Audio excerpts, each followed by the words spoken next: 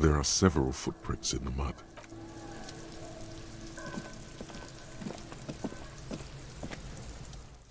Fuck does Kuno care?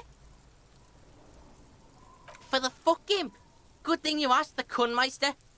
Kuno knows a fridge. Perfect for freezing Kuno knows all kinds of shit. Kuno gets around. Bacon Man's in a rush.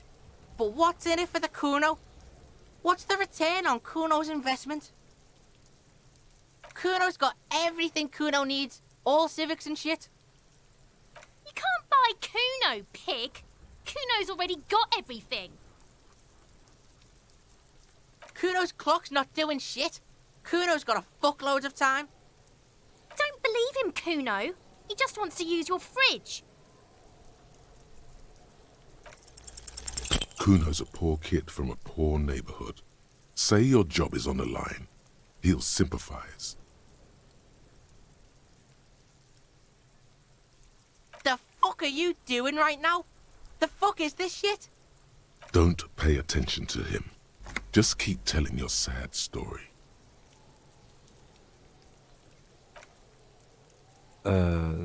It's not that dramatic. We can just send the body to processing. Kuno's never seen anything so lame. Listen, pig, if you were Kuno, the fuck would you care? You just haven't done it long enough. You need to do it even longer. The Golden-Mouthed Man is a liar. He can't be trusted, sire. He only wants to humiliate you. Paranoid whisperings. He is not trying to humiliate you. He just doesn't know better. See, I'm not trying to humiliate you. I just don't know any better. Say it. See, sad shit? Kuno doesn't fucking care about this sad shit. Your sad shit. Now, how about you at least try to entertain the Kuno, or get the fuck off his crime scene? Why don't we go pester some other kids now? Kuno doesn't fucking care.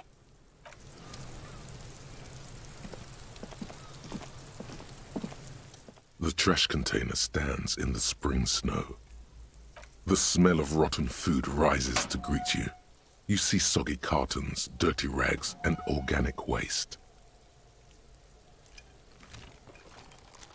It's just organic waste, cold and slimy on your hands. Apple and potato peels, mostly. Unidentified sludge, and the occasional chicken bone thrown in for good measure. But hey, nothing. It's nothing. Nothing more to see here. What's this? A blue piece of plastic sticks out from the apple peels. It's shiny. Looks like the corner of something. They look badly damaged, but you can still make out forms and notes, written in a man's handwriting. Officer, is that your paperwork? Yes, it is. Look. This plastic has the RCM street grid on it. You've even got an autopsy form. If you don't mind me asking, how did this get in the trash? Officer, this is an official piece of paperwork. It probably contains notes on numerous ongoing investigations, and could even list undercover operatives, informants.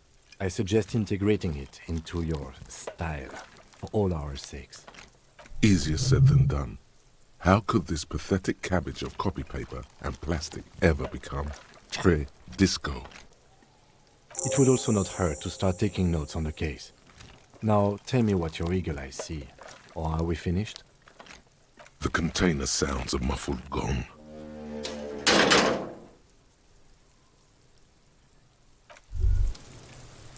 As you turn, a bright light catches your eye, making you squint. So cool. From a distant sunset, a stage light, flash photography, nowhere in particular. It's just what superstar law officers do. They squint at lights, and they solve shit.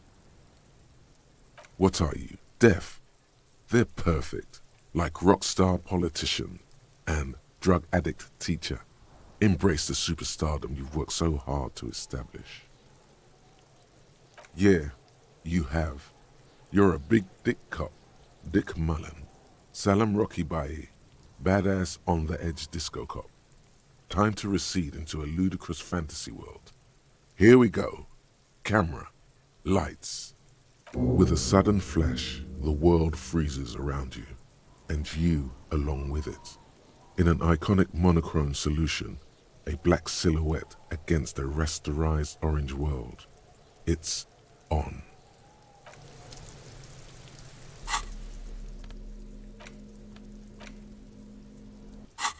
It's the ledger you found in the trash. A pitiful cabbage of white and yellow papers hanging from plastic board, barely held together by a metal clip.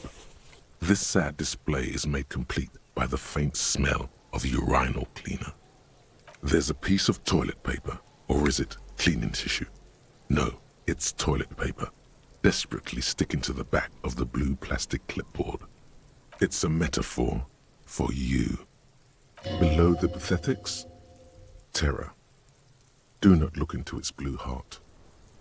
It's just toilet paper sticking to the back of the plastic clipboard. You can take it off if you want. Still wet, the toilet paper peels off the plastic easily. All you have to do is shake it off with your finger and voila! The ledger now looks marginally better. An aluminium block runs the width of the board, biting down on the paperwork. Its crocodile teeth are the only thing keeping the papers together. A regular pencil, the tip worn down to nothing, has been attached to the clip. The surface is interrupted by a silvery sticker.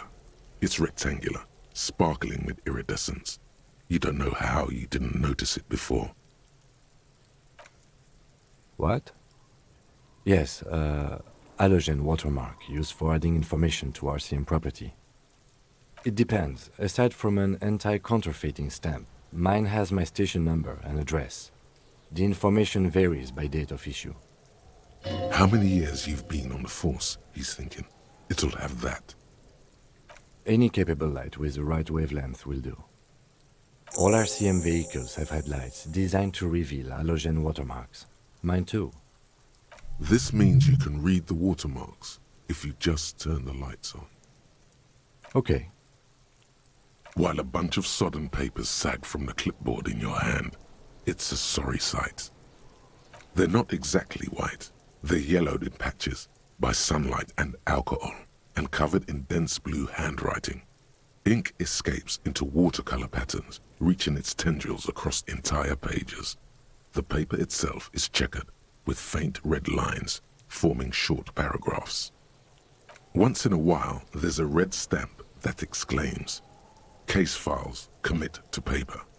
The case files themselves are plenty.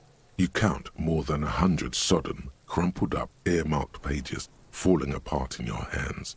They appear to be sufficiently organized and extremely dense, if mostly illegible. Work, strife, poverty, the Jamrock Quarter. These are handwritten logs of investigations dating back to January 51, this year. The exact number is hard to estimate due to missing pages and an odd naming convention. But there are at least 20, maybe 30 cases undertaken, not completed, mind you. It's the middle of March. You have attempted 2 cases a week on average. Huh? 2 complex cases to undertake is a lot, yes. You really have to push yourself. I would not suggest it, lest you start making mistakes. 2? That's a lot. I didn't mean to say you are making mistakes, by the way. That was presumptuous of me. It's okay. We all make mistakes. Like a fan of gills, the checkered papers dry in your hand. The handwriting is extremely dense, if mostly illegible. Yes, it appears you employ a, shall we say, robust yet literary system. Each investigation has its case number written on the margins. Yet, still more tellingly, most are accompanied by a name. Yes, all caps. One is called The Next World Mural. Another, The Square Bullet Hole Murders. Another yet, The Unsolvable Case. Others appear more light-hearted. The guys on a couch in an unexpected location, and The Murder at the Hookah Parlor. even the rare article-free collapsing tenement. Murder features prominently throughout. It's going to take an effort to piece these case files together, but it can be done. Once you're done inspecting them up close. You mean the alphanumeric? Officer, precinct, time of arrival at the scene? Good. That's a good one. But do you also use the titular? Well, so do I. In our defense, officer, almost everyone in the RCM does. It's a holdover from the early days of the RCM, right after the revolution, when the organization had little idea how to do things. It persists in an unofficial capacity. Officers use these titles to refer to their work among themselves. Again, in your defense, I seem to have named one the man with the hole in his head. That was a real person. His death was real. Still, I named it that, to amuse myself. I pray his loved ones never find out. Rail spiked through the head. He died. It was a workplace accident. There is, for precisely one more. 15 pages near the end remain untouched by the damage. The checkered grid forms a structure of passages, breaking the case into subtasks to accomplish. The tasks you've completed flow out of the kind green ape pen in a brash freehand similar to the rest of the letters. The wording comes easily. It's almost robotically simple, a language developed for mental rigor and simplicity. Inspect the victim's body. Get the body down. Interview the cafeteria manager. A satisfying slash sounds across the paper. You're done, it seems to say. And you, and you. Things to be done and things already done. The composition of reality. This is an extremely useful tool for a detective of the citizens' militia. Now all that remains is to name the case. No, actually. Any ideas? Great. That's great. That's actually what I was thinking too. The Hanged Man.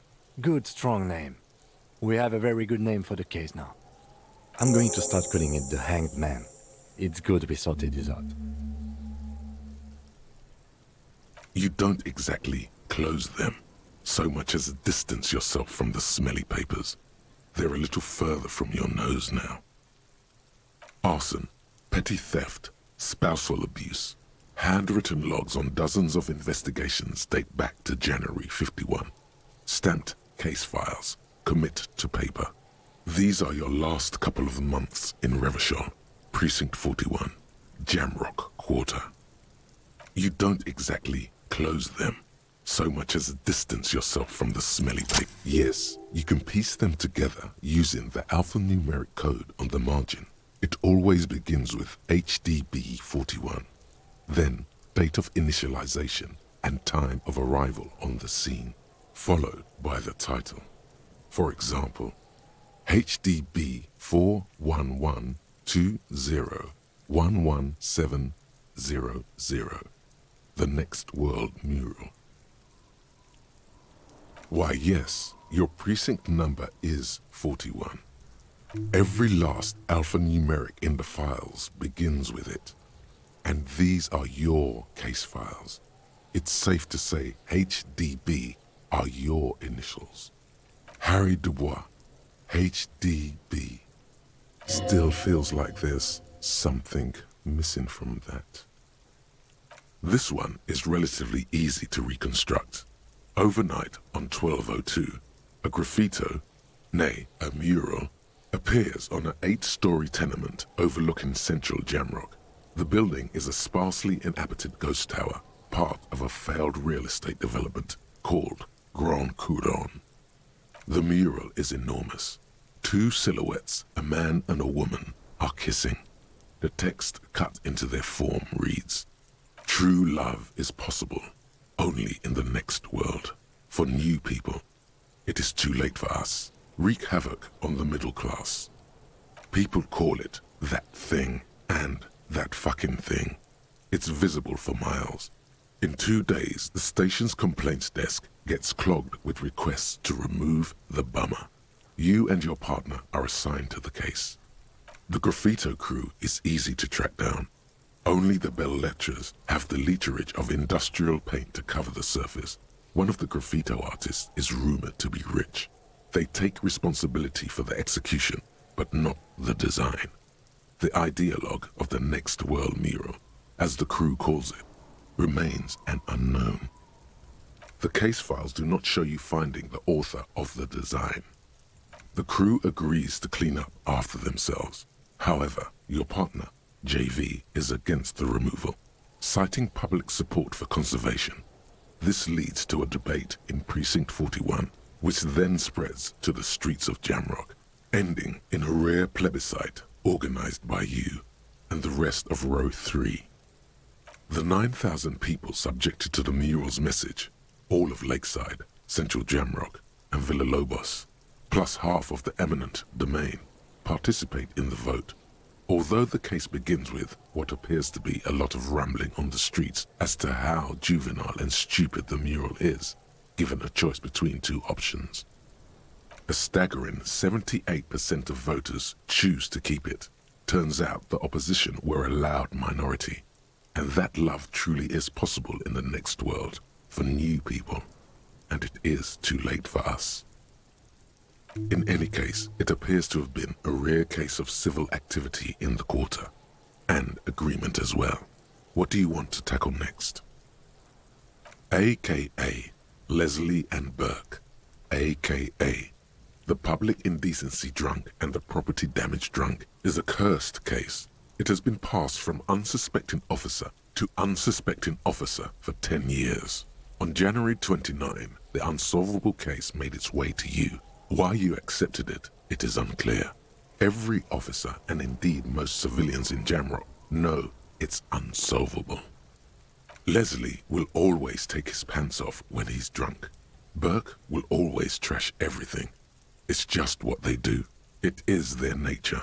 You cannot change the nature of a man, and you can't lock them away because public indecency and small-scale property damage are not punishable by incarceration.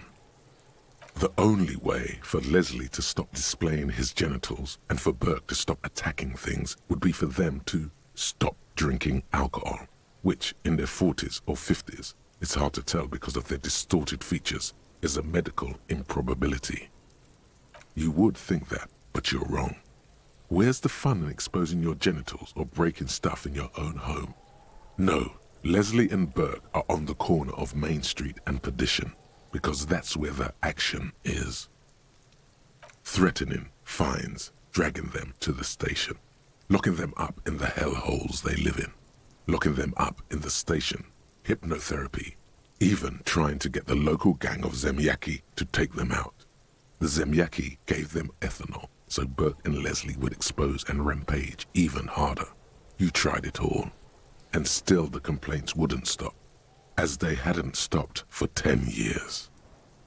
It's plain to see from the files that you, Satellite Officer JV, and Special Consultant TH had more important cases to attend to.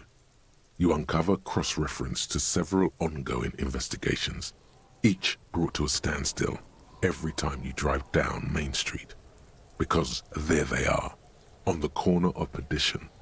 And what is Leslie doing?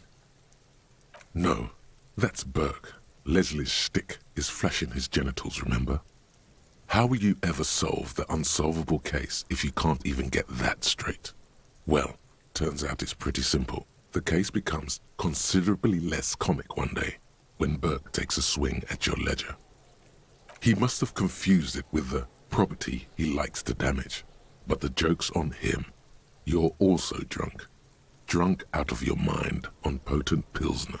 You slam the hardened plastic board in his face, then proceed to beat him unconscious with it. In the process, the ledger sustains damage. The compartment within, reserved for permeable documents, is jammed shut. You stop your assault on the now unconscious Burke to open it, but are unable to do so. The officer began to cry, reports Leslie, who, at this point, is tending to Burke. He came at us, and at us. I think he was trying to kill Burko. While trying to kill Burko, you slowly come around. The permeables compartment is open, You've smashed it open on poor Burko's kneecaps. The good news is, Burke can't walk anymore. Can't get out of his apartment, an invalid. With Burke to tend to, Leslie cuts back on the indecent exposure. Maybe he flashes his genitals to Burke. Who knows? But both drunks are off the street. The complaints stop. The unsolvable case is solved. Which is also why the officer responsible narrowly escapes a disciplinary hearing. The end. Do you want to read another one? It would be very interesting to read about these, wouldn't it? I mean, there seems to be a square-shaped entry wound in the victim's forehead. She's been sitting there for weeks, on her rocking chair, with a square hole in her skull, staring at the wall, her mouth agape. That's all you got. From the half hour you spent piecing it together, all you know is the entry wound was square-shaped. You never found the bullet. And then another body showed up, also with a square hole in his forehead. Who knows? Those pages are missing. What next? Don't worry. One day. Some assholes brought their couch outside and hung out on it, in the middle of the street, on the roof, on the hillside by the motorway. You know, at an unexpected location. They were young, and they thought they looked cool on it.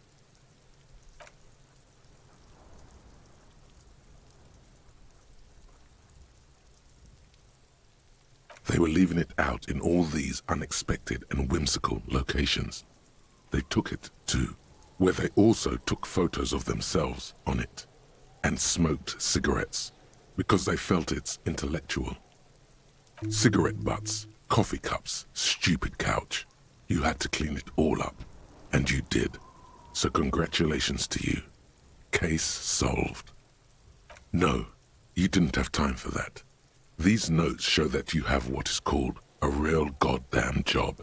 You don't have time to be chasing down the couch assholes. You have a real job to do. What next? Murder. Tum-tum-tum at the hookah parlor was a case originally assigned to an officer called Joseph Mills, who is now dead, of circumstances completely unconnected to murder at the hookah parlor.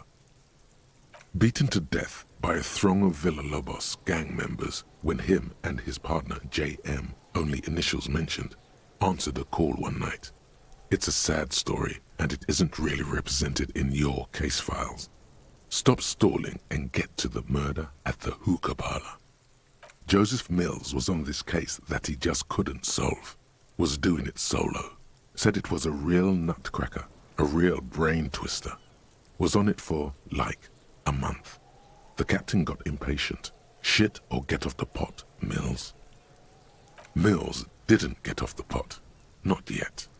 He kept at it for a couple of weeks more, racking his brains, running with every theory, as outlandish as they seemed. Still couldn't solve the murder at the hookah parlor. Tough case, he said. Toughest he's ever had. No, he was awful. Awful sense of humor, too. The worst jokes you've ever heard. Really rapey. Still, he'd been on it for months now. Said it was the final case. Said it was uncrackable. That murderer vanished into thin air. That goddamn hookah parlor was all he talked about. Okay, so the case is handed to you because Mills isn't getting anywhere, and you look into it. Here's the setup. A young man is found dead in a hookah parlor. You know, those places where you go and smoke bubblegum-flavored vapor all day. No, it's soot and water vapor. It doesn't do anything. Yeah, really lame. So anyway, young man in his 20s found with his skull busted open, right on the floor of the hookah parlor, in the middle of the day. No one else is in there. Only client that day. In perfect health, too. Some kind of movie producer. No one enters, no one exits. He's just sucking on his watermelon hookah all morning, all noon, like he usually does. He's a regular. No calls, nothing, just sucking on the hookah until 15:45. Then bam, he's dead on the floor with his skull busted open, Blood everywhere. What happened? How can it be? Mills has no idea. Invisible assassin. Movie deal gone sour. Girl at the counter did it. Nothing fits. Eerie. Man just dropped dead. So you go to the parlor. You see cushions around the table. Tables low, heavy, really sharp edge.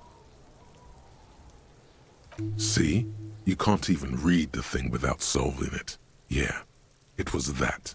Turns out hookah does do something. It turns off your brain's oxygen supply, and you don't notice it until you get up to go to the bathroom. Yeah, he liked his hookah. Stephen was his name. Smoking hookah. Didn't you hear? I don't know. Trying to come up with a movie script, maybe. Anyway, that was Murder at the Hookah Parlor. Joseph Mills wasn't a good detective, and about 30 minutes has passed piecing it together. Next. Not much has changed in the meanwhile. A bunch of sodden papers still sags from the clipboard. It takes about half an hour to piece one together, using the system you've devised. Which one do you want? Not much has changed. In the back, you see thin, translucent copy of paper. Some neon yellow, some bright red, all covered in boxes, like marching armies. These look like official forms, waiting to be filled out. Then rip them from the binder and hand them out, according to type of form. 3. The topmost are misconduct fines, the middle ones are station calls, and the bottommost are field autopsy forms. Each is easy enough to make sense of. A monetary penalization ranging from 20 to 250 real. Severe cases allow for 1,000 real, but that requires special paperwork. The details of issuing these fines are spread out over the rest of the fields.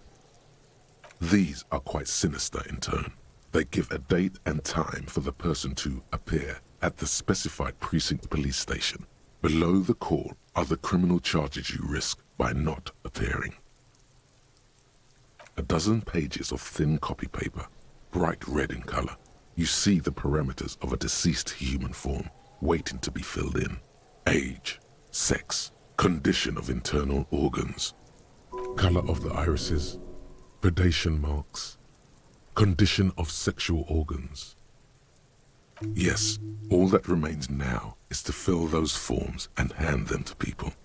Fines for wrongdoers, interview requests for bad guys, and field autopsies to dead guys. The rest of the stinking cellulose is much worse for wear.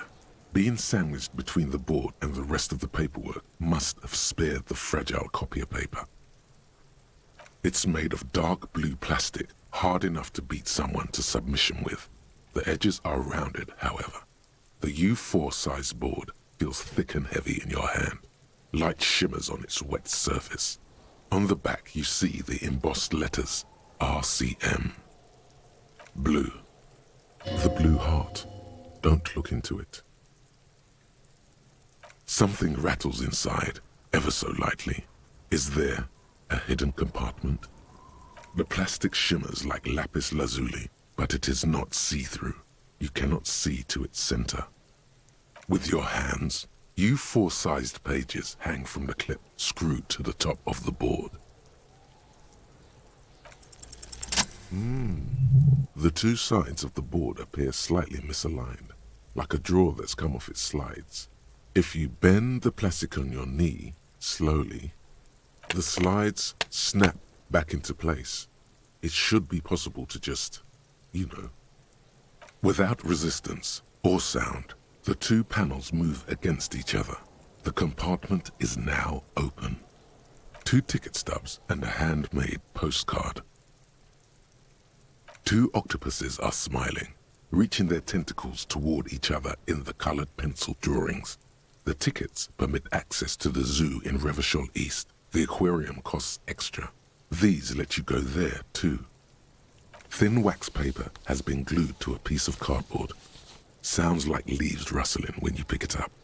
You see violet flowers, floral patterns, patches of glue. It smells of chewing gum, apricot flavored. A touch of cinnamon, the end of summer.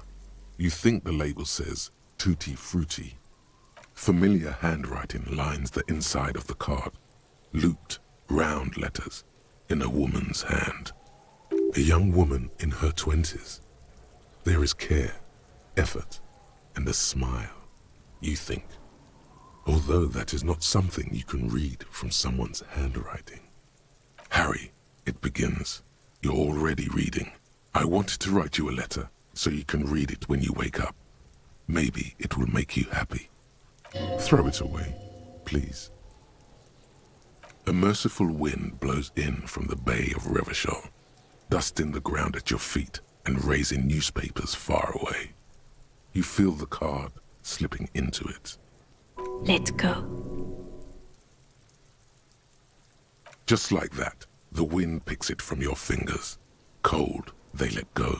The wax paper rustles, a whisper light and low. Then a sudden gust raises the postcard to the drizzle-grey sky above, away from you. A small piece of paper dances above Martinez, above slow waves crashing the shore, and the war-torn houses, and the new bâtiments nouveaux, alike, above you, looking up to the grey sky, greasy and wet. And above the distant streets, the 881, even above the old fish market and the church. Its material existence is lost. This great city will pocket it for you. For your own sake, forget about it. Not for yourself, for the people of Revachol. Under Precinct 41, where typewriters fire long into the night, and officers walk the great steps and the bridge, long after the card has landed in the cold shore waters, its writing dissolved, material disintegrated. The wind carries the keepsake away from you, to the southwest. The pale violet dot disappears. No, you should not have thought back at it. Now some of it is on your mind again. The ledger of oblivion-induced mental health is just as shabby as the damaged ledger was. A bunch of sodden papers sags from the clipboard in your hand. Without resistance or sound, the two panels move against each other. The compartment is now open. Inside, you see 2 ticket stubs. The words just crossed your mind somehow. Who do you think? It's slightly, ever so slightly, difficult to breathe once you've done so. The drawer is locked. Blue ink drips from the white pages in your hand. The acidic stench of rotting food is rubbed off on the cellulose. It now forms the base of the experience. This base surrounded by a faint air of spoiled meat, the stuff of death itself, and then sprinkled liberally with the citrus zest of toilet cleaner.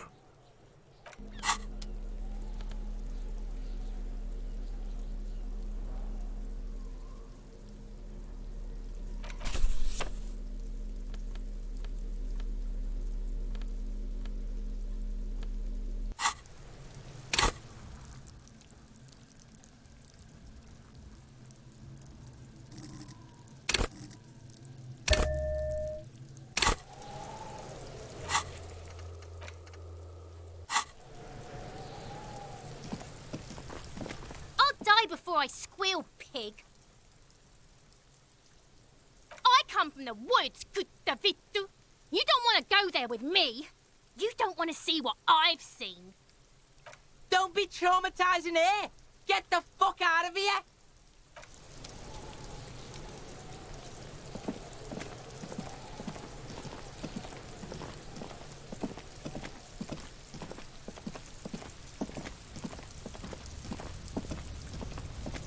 The pile of Eternite looks stranger now that Kuno told you about his pad.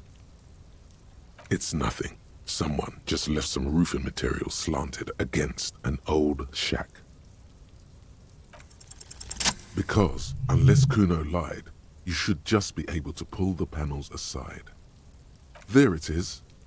You see a shabby little door.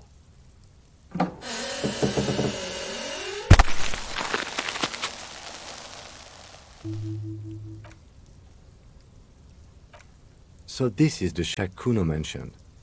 Let's take a look inside then.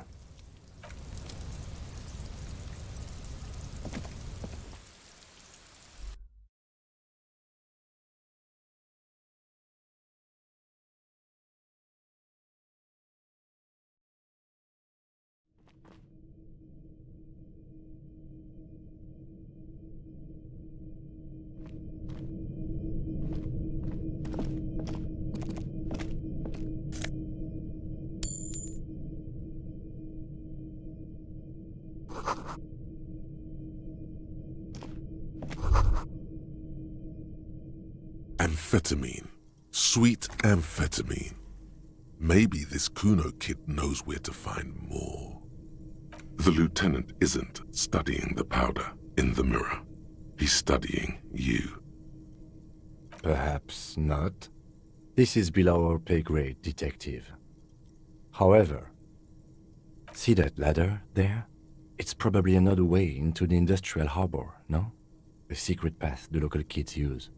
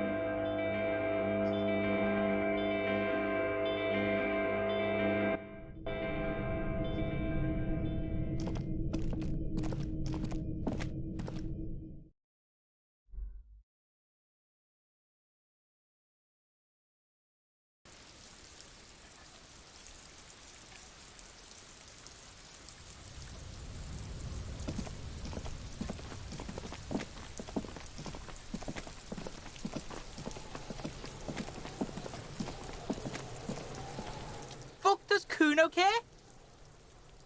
Yeah, did you fuck in there? Oh, that? Kuno decapitates pigs. That's just a Kuno demo tape. Yeah, to the both of you, watch your ass in Kuno's town, or Kuno's gonna fuck your head off. That's where Kuno gets his daily hit of electric. Kuno Shazam! Kuno rides the fucking lightning in there, pig. Bet you'd like to ride the lightning too, wouldn't you? You feel tired and old, but you could have that sparkle in your eyes. It's a vitamin, pig. Don't you know anything? You could use some. Yeah, it's the mag. You fucking need that shit to stay on top of your game. Kuno goes through like a tube a day, rips mag like a motherfucker, and you could use a battle. Oh, don't teach him, Kuno! He's gonna use it against you, Kuno! You're not getting this, pig. It completely takes away the hangover. It's like you didn't do anything. Like you stayed home playing with your choo-choo. Fuck you, pig! Don't do mag! You're gonna OD and you're gonna fucking die! Good call, Pigmeister. Don't come and talk to Kuno about his kingdom. Kuno doesn't fucking care. Hear that? Magnesium. That's what you're lacking. The lack of magnesium has you slouched. Yes, and it's critical. Look at yourself. You're practically devolving into a fish due to the lack of magnesium in your bloodstream. You need to get so magged up. You've probably had 2 heart attacks and a minor stroke already, and the only prescription is insane amounts of magnesium. Yes, if you want to live, you need to evolve. You need to ascend the carbon barrier. Go to the apothecary and buy insane amounts of magnesium. It will reverse the damage to your circulatory system.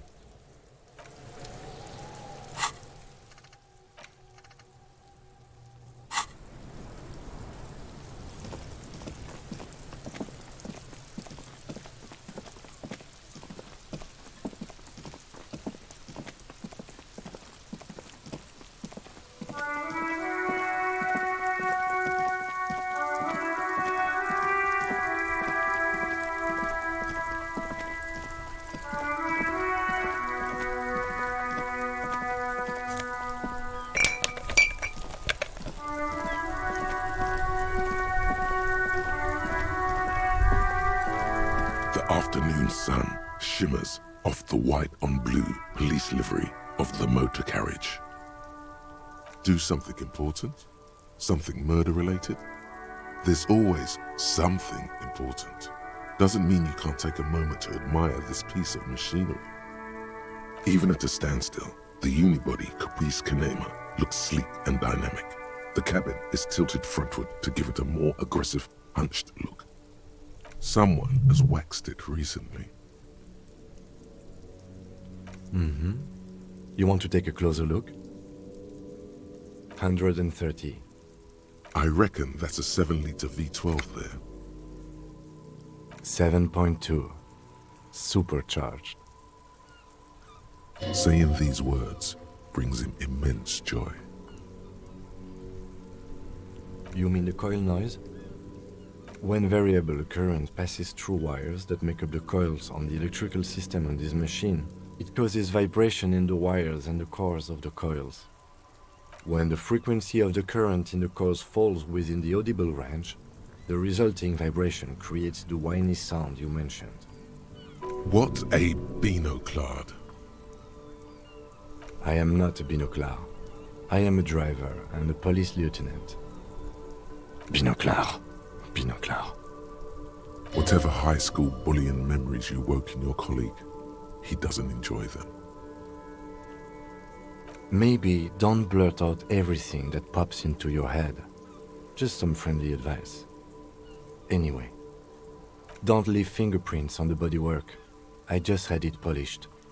Well, he's not happy you called him a binoclard. He'll get over it.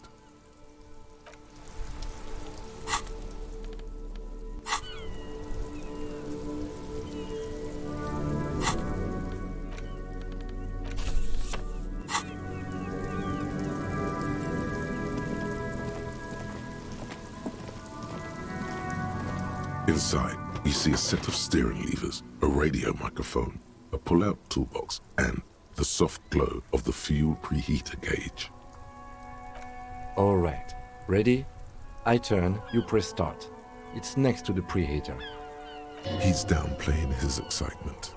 The lieutenant is more than happy to show off his precious carriage. The dashboard lights up with orange glow. The rounds per minute gauge jumps, and the engine of the Caprice Canadian comes to life with a whiny growl. The lights unfold with a little click, casting electrical light onto the ground before the vehicle. There you go. I'll turn them off from the remote once you're done. We just need to stand in front of the machine now.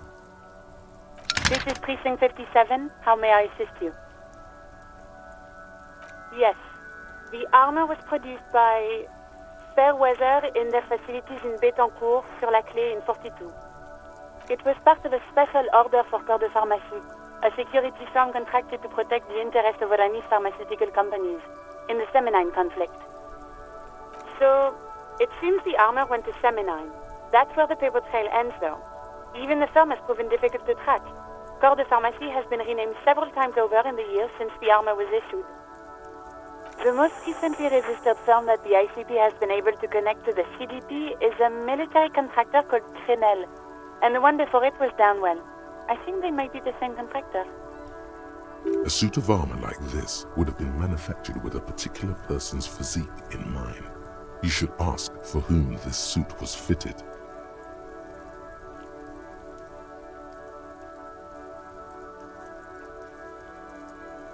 Yes, but the ICP tends to be reluctant to share private sector records. I could try to talk them into it, though.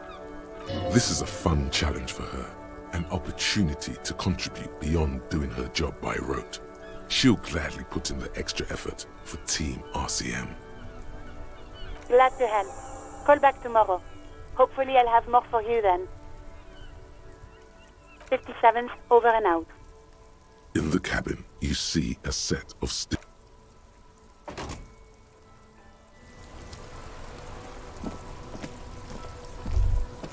As you hold your ledger's clip under the headlamp, an iridescent hologram appears. A street grid and the veins of a great river. A familiar sensation washes over you. There she is.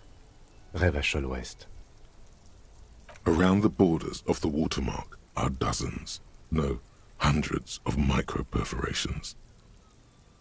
The rectangular watermark is overlaid with the logo of the RCM, and yet the major arteries of Revachol are all recognizable. They shimmer in the Kanema's headlights. A rat brazenly darts past you and disappears amongst the stopped lorries. In the distance, a child somewhere shrieks. A woman reprimands her in a voice no quieter than the child's cry. In the middle of a broken plaza, in a cone of light, barely visible in the daytime, two men, one slim, the other sturdy. They are on the city stage, but only one of them knows his lines. Ah, Martinez. Let me see. Right here. No, it does not. There are many of them, and they are divided into 3 separate rows. The first row has 18 dots. Not bad for what? You don't even know what it means yet. The next is the longest. It runs all the way around the border, and then some. There are so many, it's hard to count. More than 150, at least. Maybe even 200. The last row has 3 perforations. That's it. Those are perforations. They represent your record as an officer of the RCM. They are your statistics, as it were. I should have guessed you'd keep a record. Officers often do. Let's take a look. Son, here is where we score your life performance. You better hope it's good. The first row represents your years of service. 18 years. Okay, not bad at all. What did you do before you volunteered? That's what it says. I might have guessed even longer based on your age. What did you do all those blissful years of your youth? Yes, that does seem quite likely. Your youth coincided with some heady days for Revachol. But let's move on, shall we? This next row, the one that wraps all the way around, is your number of closed cases. Closed is good. It means finished. You've got, let's see. Wow, more than 200. It's quite a lot, even for someone who's been on the force for nearly 2 decades. Usually, clearing more than 10 cases a year puts you in the 90th percentile of all RCM officers. Call it what you want. You are a valuable member of your precinct. Now, let's look at the last row. Right. Those are your confirmed kills. You've got precisely 3 perforations there. For an RCM officer, especially Precinct 41, which is in the Jamrock quarter, it's rather tame. I mean that in a good way. There are certain officers who treat their kills like some kind of ghoulish game. If they do happen to solve a case, it's usually by accident. But it seems as though you are, or at least were, one of the good ones. So we have that to be thankful for. Yes. It's not a problem for him to state it, however. Everyone has their own method of coping. Some more effective or self-destructive than others. Personally, I find it helps to keep up a few hobbies. Par exemple, why not take up a sport? You've already got that fan gear. It's meant in earnest. Please don't mistake it for a jab. If you want to pour out the booze you've been carrying around on duty, I'm certainly not going to stop you. A dark pool of cheap wine appears at your feet. It shimmers in the lights of the Kanema. Very noble of you. Are we done here? The lieutenant nods. Right. I'll go turn off the lights.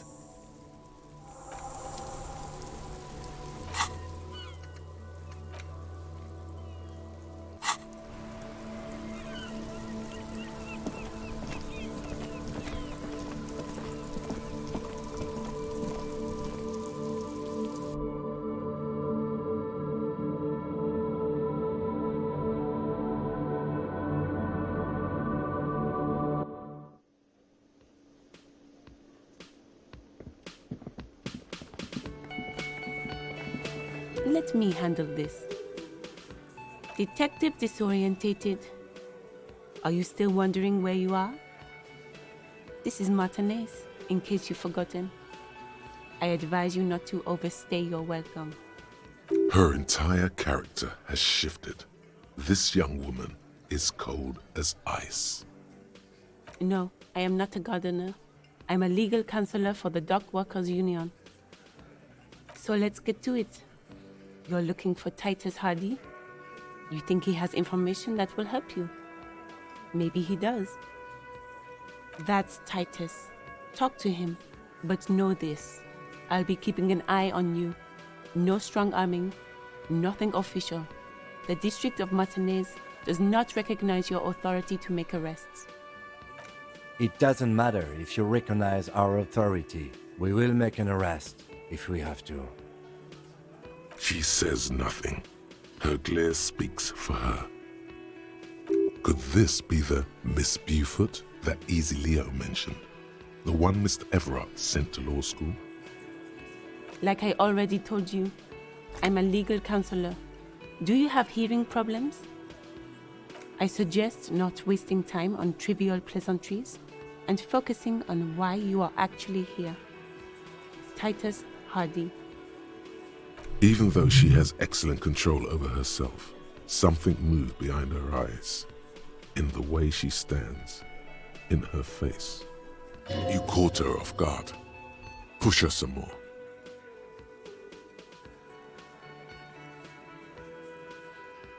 You are not here to chat up the legal counsel. You are here to question these men. You set the pace and the topic of these conversations here.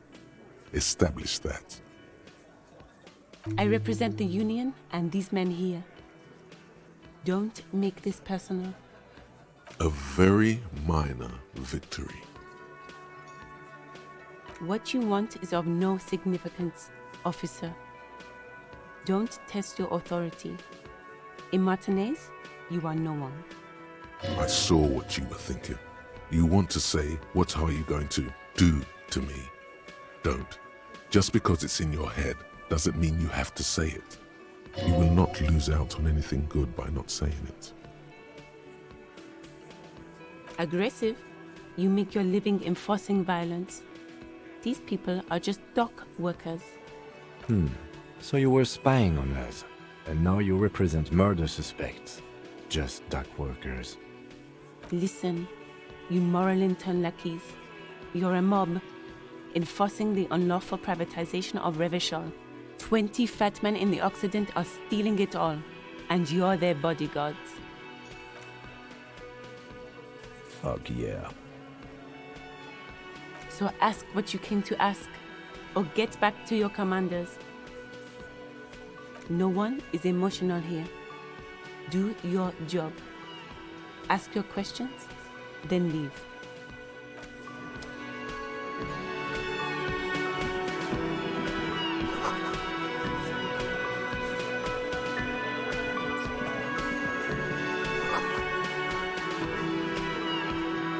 Behind the dockworkers, a ceiling-height window. The hawthorn branches scrape the glass like bony fingers. There's a little slide panel up there to let some air in. No need to open it in spring. It's still too cold outside.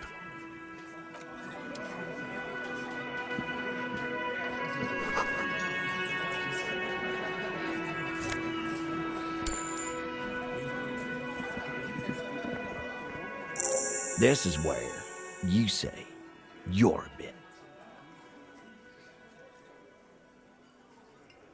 Detective. Hey, dipshit. You hard of hearing or something?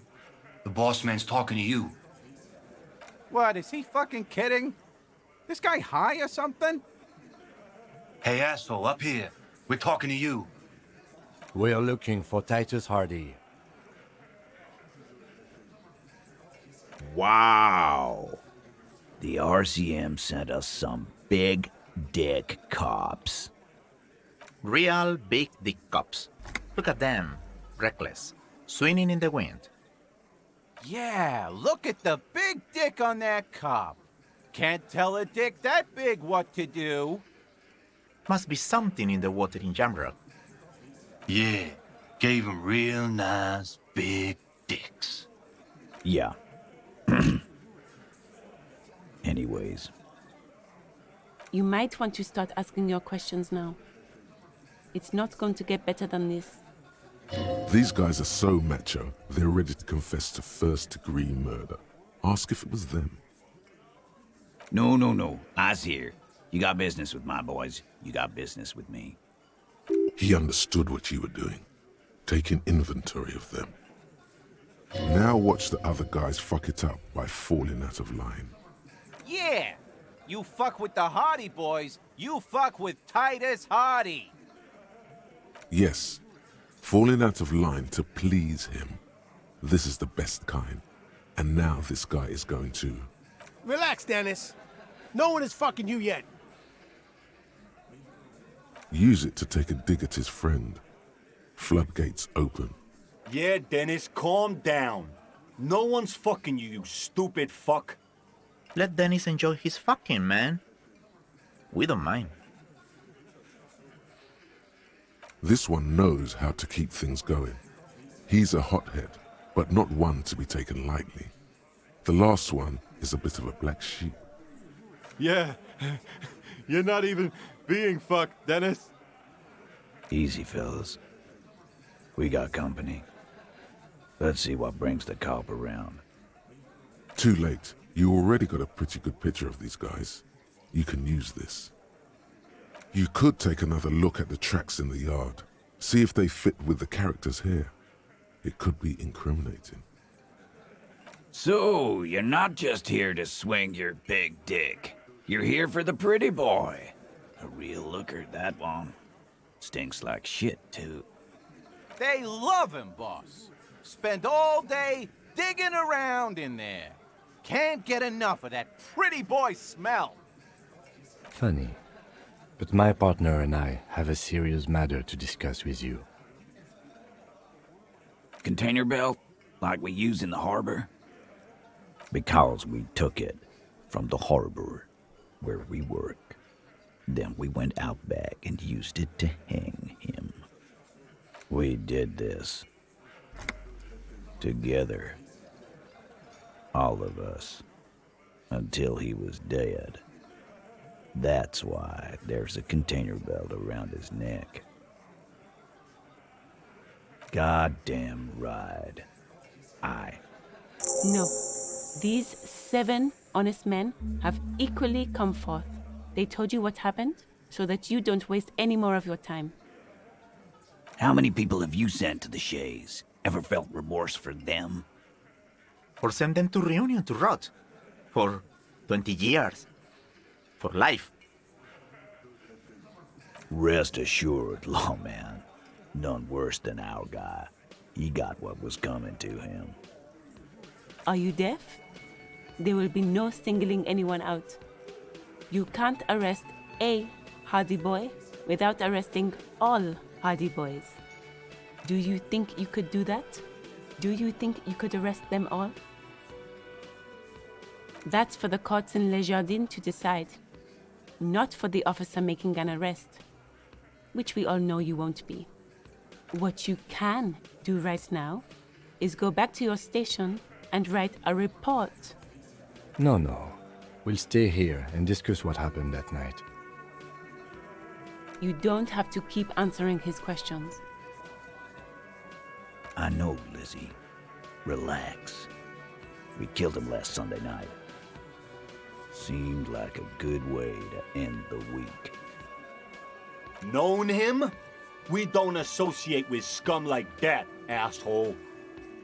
Yeah! Who do you think we are? Quiet. He came around about 3 weeks ago when that Pines cow first sailed into town. Happy? By the Pines cow, you mean the representative for Wild Pines? The shipping company you are striking against? No. I mean the Pines cow. The stupid-ass cow they sent in to fuck us over. But you know what? Why don't you ask her about the pretty boy? I'm sure she has interesting things to say when you ask her hard enough. That's enough insinuation for today, Titus. Officer, your interview is drawing to an end. Don't waste your last questions. Why? 'Cause he was worthless mercenary scum. And he stepped out alive in my town. And he stepped out of line. What kind of mercenary? The kind that shows up when you start a strike. The experienced kind, too. Had Cohoy and Semenine written all over him. Ex-Oranese Special Forces. A live grenade. Right here in our bar. This one has a special gripe with him coming here. I can't prove it, but I know he was sent by the Wild Pines. They hire merc shit like that.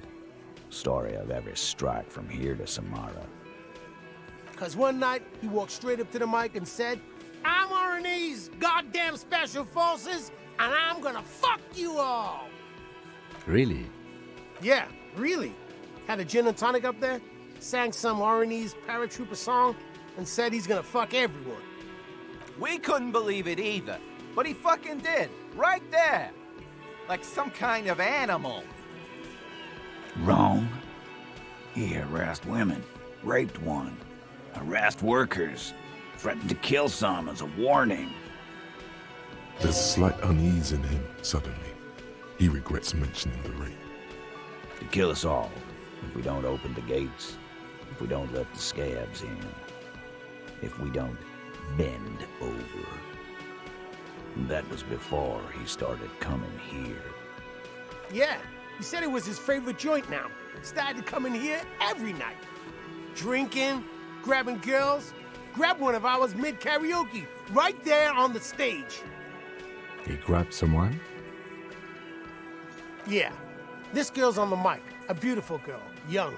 Gets into the second verse of Lover Lake. The fucker grabs her legs, starts screaming. Show me your cunt. Why don't you show me your cunt? Then, he gets knocked on the head with a wine bottle, doesn't even fall down. Aren't you fucking listening? My man is talking to you. He took care of it. They got the girl out before anything else could happen. Yeah, me and Eugene got her out. Aren't you fucking listening?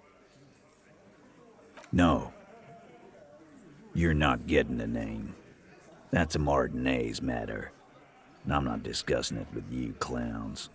Despite the stonewalling, you can slip one more question in. Titus, do not answer. You have been forthcoming enough. Fuck off, Carl. She's gone through enough without you harassing her too. She doesn't need more embarrassment. What are you talking about? Embarrassment. If someone has been sexually assaulted, we need to... What you need is to get the fuck out of my face. I've had enough of explaining myself to you fucks. He's dead. It's done. As you can see, these men can only take so much baseless scrutiny. I'm doing my best to keep the situation civil, but... It's true. She was the only thing holding him back. We hanged him up by his neck until he got real still. Wasn't that obvious, Copper? Didn't they teach you anything at the cop school, idiot? You're pretty sure you've had at least 2 years of cop school and many more of active service. Certainly enough to not put up with this backsass. Deliver a knockdown observation.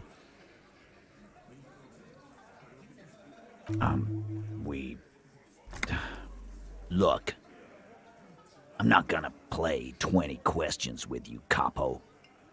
I'll say it again. We killed him.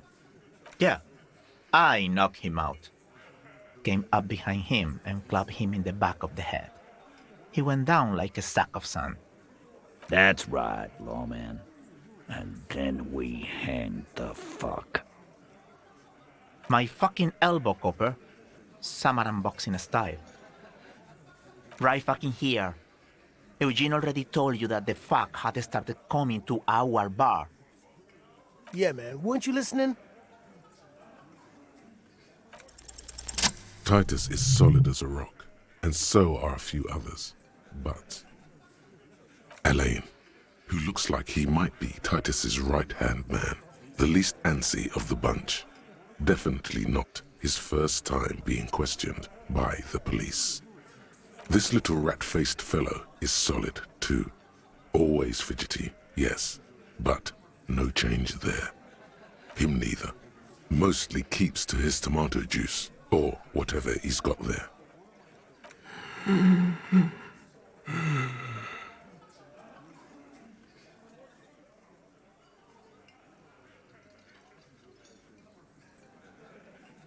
No. Of course he's having trouble breathing. Just look at how fucking fat he is.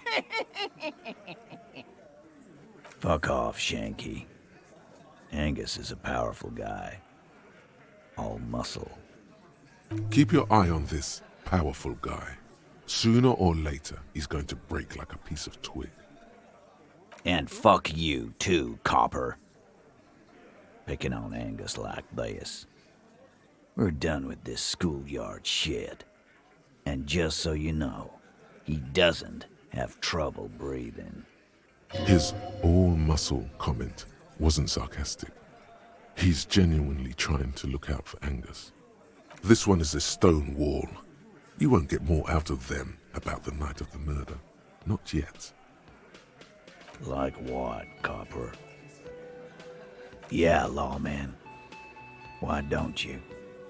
Not in the arresting mood? By your side, the lieutenant keeps his hand away from his holster. You hear the nylon of his coat hiss as he steps closer. Easy. Walk back from the provocation. They're armed, and they outnumber us. The lieutenant tries to establish eye contact with you. Wise move. You made the right choice there. Now make another one and get the fuck out of our booth. We're not gonna do this again. Nothing. Your investigation here is done. Leave Martinez, go back to your stations where you belong. I think we're going to stick around, thanks. Some things don't add up here, Titus. I've done this job for long enough to know that people don't just confess to first-degree murder. Even if it is a group responsibility, we're going to look into this. Good luck with that. You've heard everything a rent-a-cop is gonna hear from us, real law officials. You're lucky you didn't get a beating. Rent-a-cop? So that's what this is about. He doesn't see you as his equals. Forget about their games. You've mapped out the characters. Reading the footprints in the yard should be easier now. Establish authority. Yes. Authority. Feverish thoughts race through your mind. Stop shitting your pants. You don't need to know, all right? We took care of it. The law handled it, all right? Yeah. Aren't you listening? It's done. Finito. For God's sake, stop shouting! Stop breaking things in my establishment! Stop provoking those oafs! They're not going to give you anything, can't you see? I can't have a police interrogation in here. People are trying to eat. Of course it concerns me if you make this kind of... Easy, babes. What is this? I can't have a slap fight in my bar. It's embarrassing. We are deep in Far's territory. We need to cool off and re-engage later. Everyone can see you picked some wrong options. Next time you have to come up with better things to say.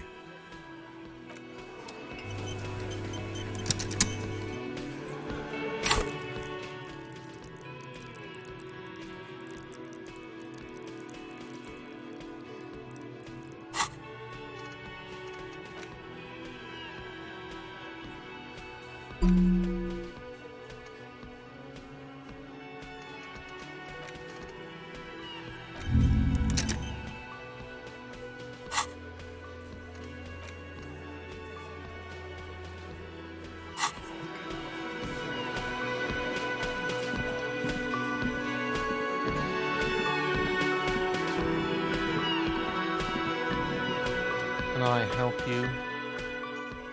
Yes, for the dead body.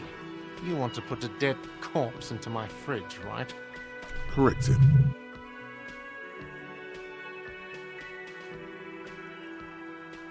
I don't care. You're not putting a dead body into my fridge. Because this is a culinary establishment, not a morgue. I can't believe you even asked me. It would only be for... Lieutenant, you too? You're asking too? No. The answer is no. I will not turn this place into some kind of macabre circus. Wow. Turn the lieutenant off like he was a busted old radio. He really is the lord of his realm. Let's go talk to the Frit clerk.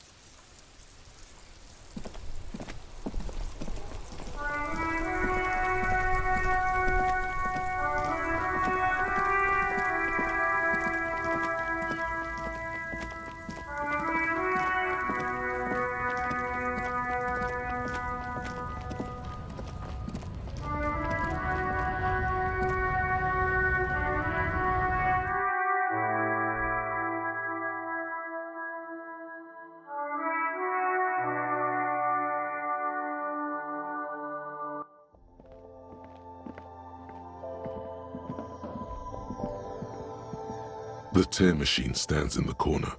A sign says, 1 bottle equals 10 cents. Your bottles clunk into the machine, and the money appears with a satisfying jingle. You're a richer man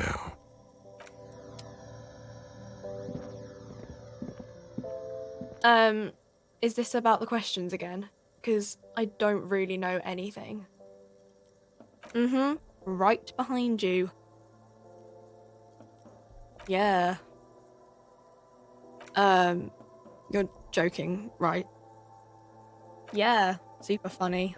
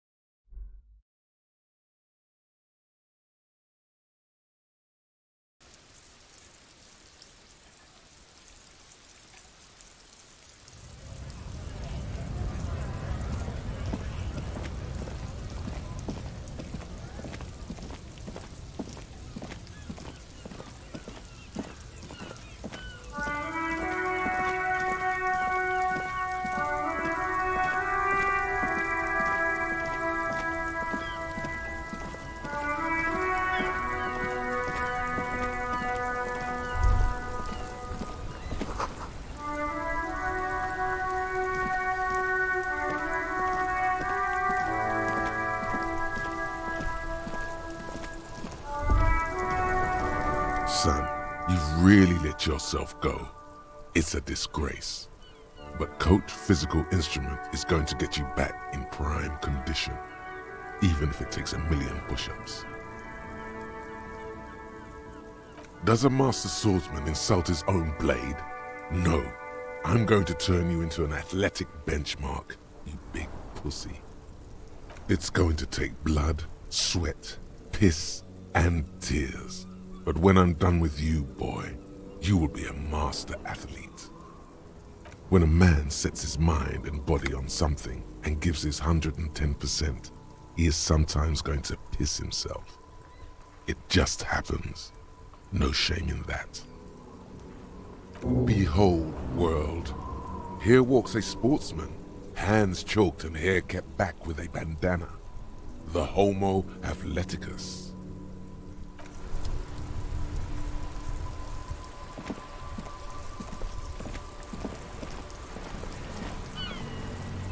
Vigilance officer, what can this old carabinier do for you? Yes, the Debardeurs Union pays me to stand vigil during the nights. Not out of any political allegiance, mind you. I'm an old man. Don't sleep more than a few hours every night anyway, and money is tight. He feels like he has to justify himself for some reason. Yes, it does. Unfortunately, I wasn't working that night. Been on a 2-week leave since last Monday. It's a private matter. Nothing to do with your investigation. You see, officer, René is the kind of man who would rather die than admit he needs medical assistance or, God forbid, seek it. A real man's man is just gonna ride it out. I'm fine, goddammit. Mind your own business. It's nothing. Just got to cut back on coffee. No one. The boss has been unmanned since last Monday. There's no other guard. It's just me.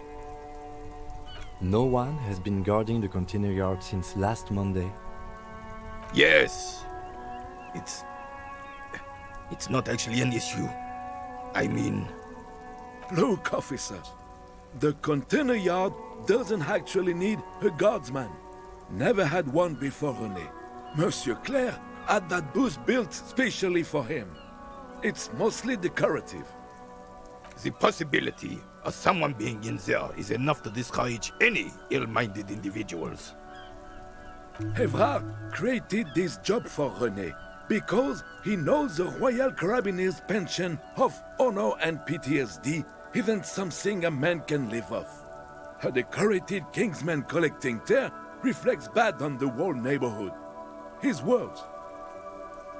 Can we conclude the topic of my guard boost now? She is nobody. This is none of your concern, and I refuse to discuss my private affairs with the RCM. The lady is Jeanne-Marie Beaulieu, and she sure as hell wasn't a nobody. Yes, like I said, I would be up anyway, so might as well keep an eye out. It keeps my senses sharp. Ah, yes! King Philip III on his steed. A reminder of what Revachol once was. Oh, absolutely. At the mercy of a cocaine-snorting tyrant who emptied the treasury so he could sleep on a bed of gold. A superpower, feared and respected. A testament to what this country can be under the leadership of a true king. Someone who knows how to rule. Decisively, without fear of offending the sensibilities of the frail and weak-minded among his subjects. This is something the insurgents never understood. A nation is only as strong as its leader. That's why it was such madness to try to... Don't get started on that again. What happened, happened. The Carabiner doesn't reply, but his entire being communicates unbreakable resolve. No one and nothing can change this man's mind. He is as rigid as they come, still in that antique uniform. It's a symbol for him. Oh, old Philip was a big fan of the purple-nose candy the nobility loved so much. A cocaine connoisseur of sorts. His egocentricity is borderline legendary. You can't even take the responsibility for yourself. How could you fathom the responsibility weighing on the shoulders of a ruler?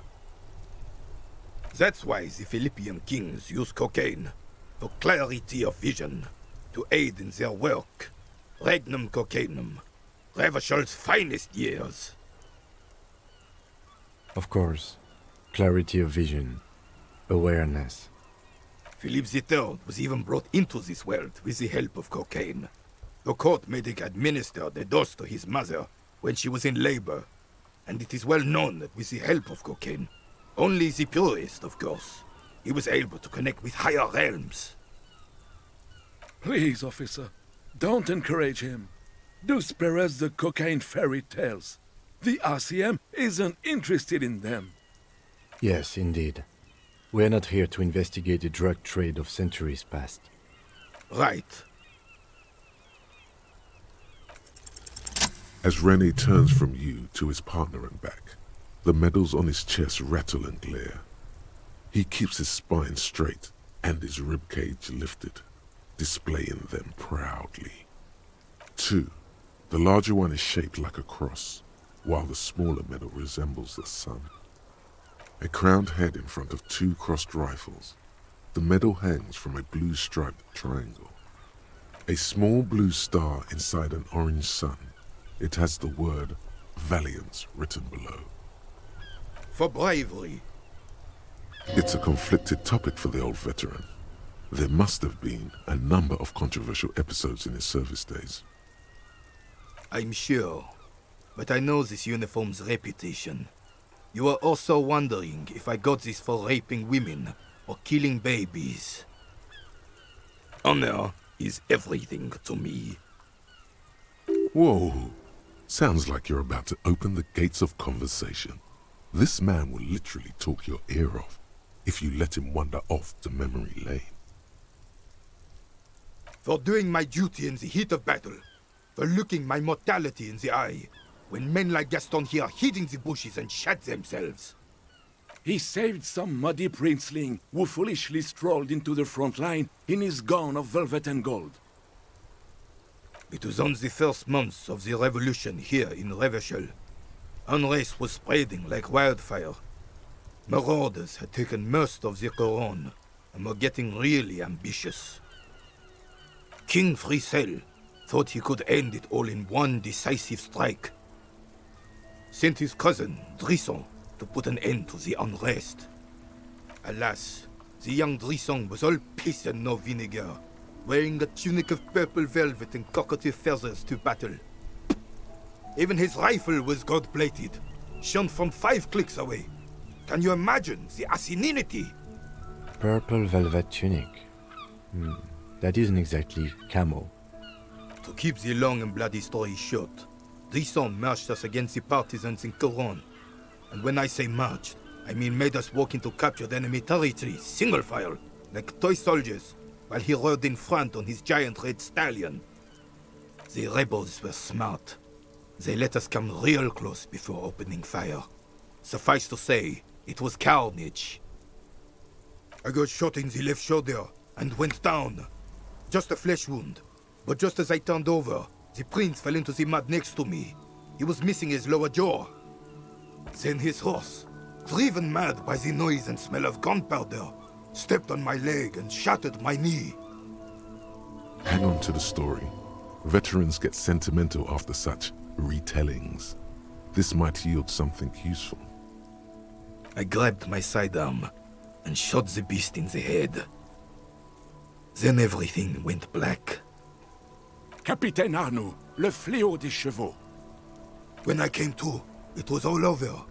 It was just me and Jolas Tresson, gurgling in the blood-soaked mud right next to me. The dink had taken numerous flesh wounds and lost a lot of blood. But despite missing his jaw, he seemed hesitant to die. Tougher than he looked, that one. So I grabbed the dink and started crawling. Kept going until the 59th Cavalry picked us up. Through some miracle, we both survived. And the joyless freak convinced Frissel to give me a medal for not leaving him to die in his own blood. Piece and shit. He was the commanding officer and I was on duty. Just doing my job. Shouldn't hand out medals for that. 13 months later, I received the Sun for distinguished service. It's not worth mentioning. You sense he's downplaying it. He did a lot more than his duty. More than anyone's duty. It's in his spine, in his billowing breasts, and untarnished self-worth. The old carabinier stands quietly like a statue, his features motionless. What Monseigneur Modesty is not telling you is that he crawled over 7 kilometers before the cavalrymen found him and Drisant. 2 days later that was. And that even while crawling with a mangled half-dead prince on his back, he still managed to murder 3 rebels on his way. Is that pride in his voice? It's deep down, but maybe even unbeknownst to the man himself, it's there. Sorry, officer, but you're reading me all wrong. I'm a man of peace, and these kinds of bloody heroics are only impressive to men like René himself. Certainly not to me. How did you find the story to be, officer? Maybe, but also bear in mind, officer. They don't hand this out for anyone with a service record. Oh no, you have to get shot. Repeatedly. And you need to get your hands bloody too. Really, really bloody. Do not speak of what you know nothing about, Poltroon. Duty is something you will never understand. Bah! There were many such stories in those days. Many such men too. True Revacholians. Men with backbone. Oh yes, René, yes. Men were bigger, girls were prettier, and everyone wore the fascia. Lord, please bring those days back, if you can. I'm not getting into this with you again. Officer, was there anything else? You should try to come up with a heroic story of your own. Impress this old soldier. Unfortunately, there doesn't seem to be anything worth mentioning among your achievements. You should resort to good old lying. Unless you want to tell him how you took Kuno down. The decisiveness you exhibited in that situation would surely impress a man fond of order and discipline. The 12-year-old junkie whose alcoholic father beats him? Why did you do that? Officer, this is unacceptable for anyone bearing an insignia. A man should lead by example, not terror. If you don't have any more questions, we'll return to our game now.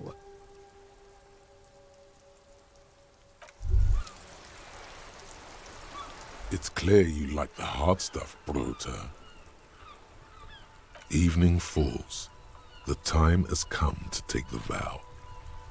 The vows are blood and flesh.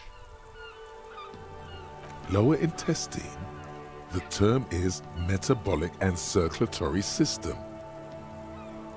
Fascism, Brota. Many things, but it's mostly about trusting your gut. Who does your gut tell you is the source of Revachel's problems?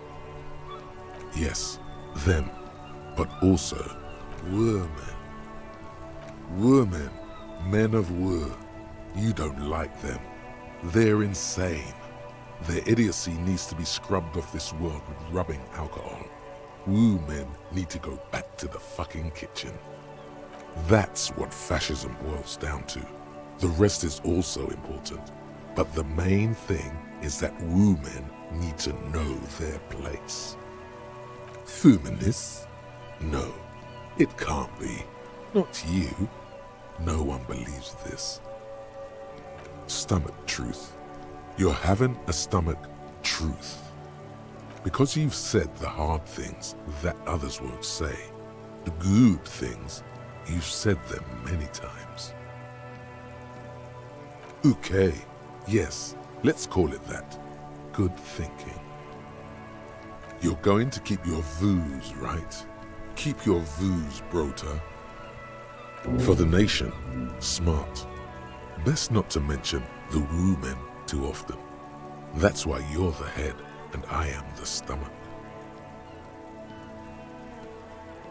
Of course you are, Bruta. Of course. A wink-shaped growl sounds from your ass.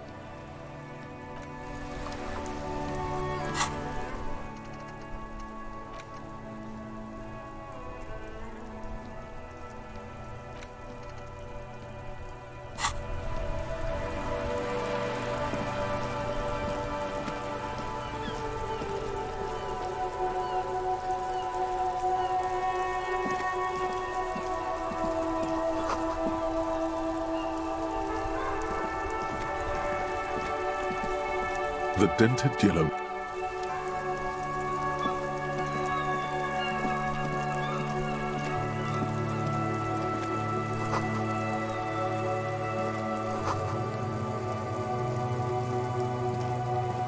Hello, sir. Step right in. The store is open. Are you interested in a new and exciting book? It's a bookstore, sir. We sell books, postcards, and some board games. It's called Crime, Romance, and Biographies of Famous People. Whoa, whoa, whoa, whoa. Hold your horses, little girl. That is a book.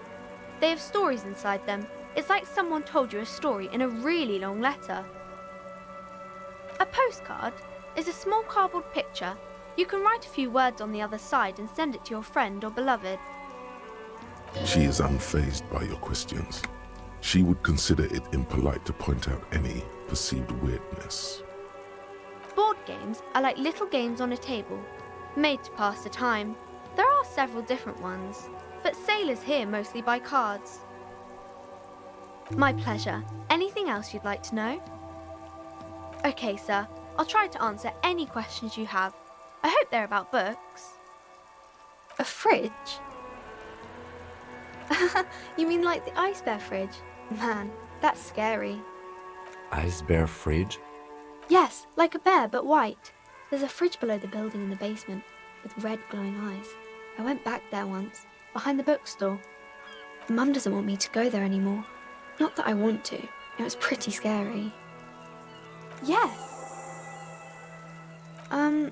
That's a problem. The only way in is through the bookstore, but my mum is pretty strict about not letting anyone in.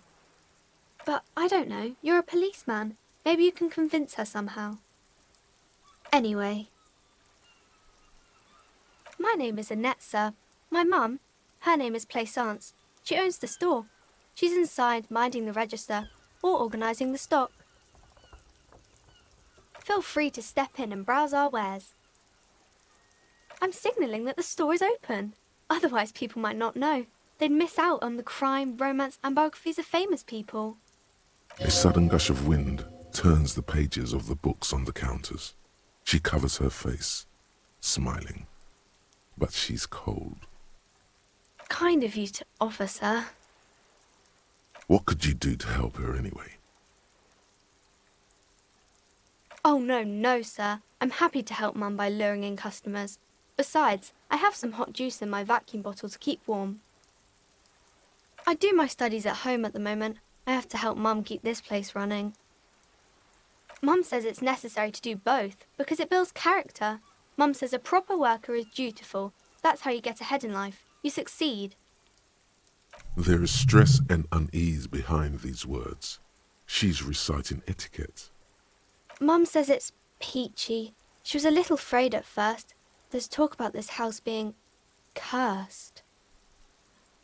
Cursed in the way that makes them say that no business has ever really thrived here, sir.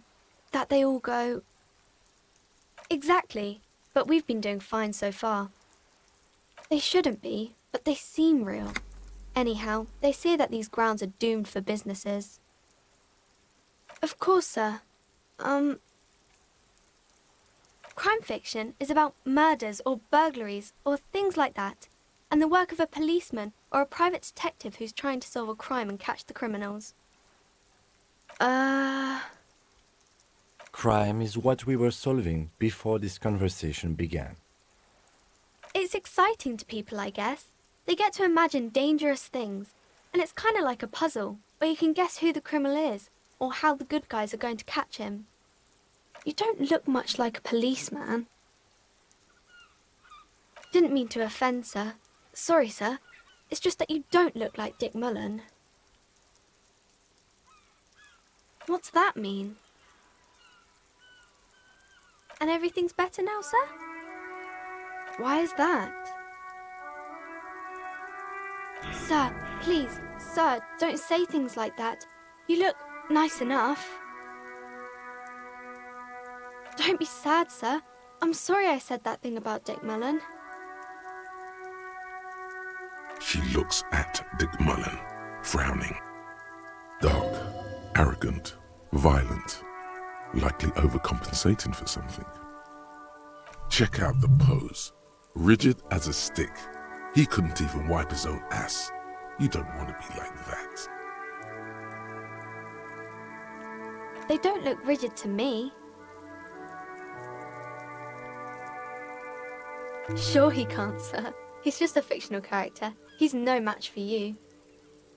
Maybe you can show me some real police work, sir. Like in the books. It's the type of book where there's a rich lady and she has to choose between the good man and the bad man. Or there could be a story about a poor lady getting a rich man. It's about man and lady business, sir. It happens, but usually the guy gets rich in the process. Or should actually be rich himself, but has lost his family property unjustly, like during the revolution or something. Those are unhappy books, for most of the pages. People sad about what they have lost, but then it all turns out just fine in the end. These are not very common. You can't have a choice between bad and bad. Nobody wants to read a story like that. Well, maybe then it's fine. Maybe if the lady then decides not to pick either, because she doesn't need a bad man. Yes, that would be interesting. That's really not a proper romance story. That's more like everyday life. Not in romance books, sir. These are about nice and pretty people, and everyone is happy in the end. I haven't read many of those. Maybe you should ask Mum. I don't think it's a romance story if the main characters break up, though. No, I don't know. Yes, she knows books, definitely. You clearly have issues you need to address. Maybe some about other books? Oh, kings and queens and generals of old, or artists and writers, or musicians, those kinds of people. There's usually something extraordinary about them. I think that's why people read them, to find the secrets of their fame. Seems like most people who read those books fail to get more famous from reading them. But it does make the famous people more famous. Why would they do that, sir? That's so cool. Maybe they'll make you a book cover picture and everything. Standing over a dead body, holding a gun. The girl keeps her hands folded, hidden. Why is that? What do you mean, sir? She knows where this is going. She looks around anxiously. Her hands remain folded in front of her. She doesn't want to show them. The lieutenant stands by, looking at the two of you with little interest. A facade of true professionalism. He is far more intrigued by the situation than his poise reveals. She brings out her reddened hands, her nails frayed, nearly chewed down to the flesh. And you knew this from me keeping my hands folded? Well, that proves nothing. Anyone could do an easy deduction like that. She actually is impressed. This is more like a defensive reflex. She nods, half provocative, half enthusiastic. Maybe so, sir. Okay, I know it's a bad habit, and I shouldn't. It was okay, sir. There's more that can be achieved here. Ask her to do the same. You're quite sober. The lieutenant does not flinch at the comment. He does not flinch even a single bit. He is intensely not flinching. It takes effort. Because you usually aren't. Fritz, maybe? Alcohol is not good for you, sir. There she stands, swaying on her feet, assaulted by the early spring breeze. She smiles at you. The whole situation suddenly feels familiar, somehow.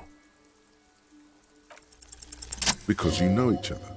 She's been talking to you so openly because you've talked before. Yes, I stand in this spot all the time. You've been running around all week without your shirt on, sir, telling people about being a star or something. I don't really understand who those stars are. Of course, you've stopped by a few times. You certainly look better than the last time I saw you. No, you don't have party eyes anymore. Party eyes. Yes, of course. That makes sense. I'm not surprised children have seen you running around with party eyes on, he thinks. Not at all. You know, like a cat in the dark, all big and wide-eyed. It certainly looks odd on a man. The swiveling eyes of a loony drug addict. That is what she meant. You were probably gurning too. Fuck yeah. You should get some party eyes right now. Snap those sequins on you, boy. Oh, baby, that's not what you have to worry about. Worry about the important thing. I didn't know I had to do that. I guess we can change the subject, sir. I didn't mean to bring you down.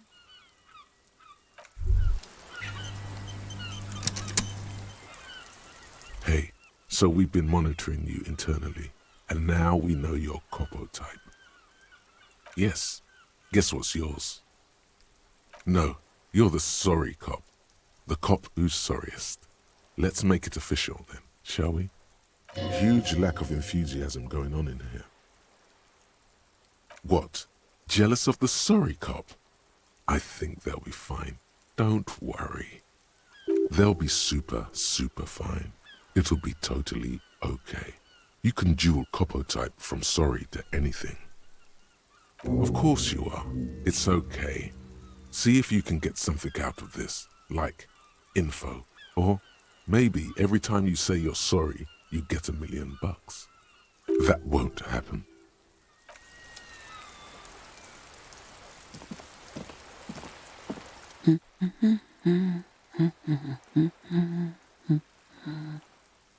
Yes? Hello?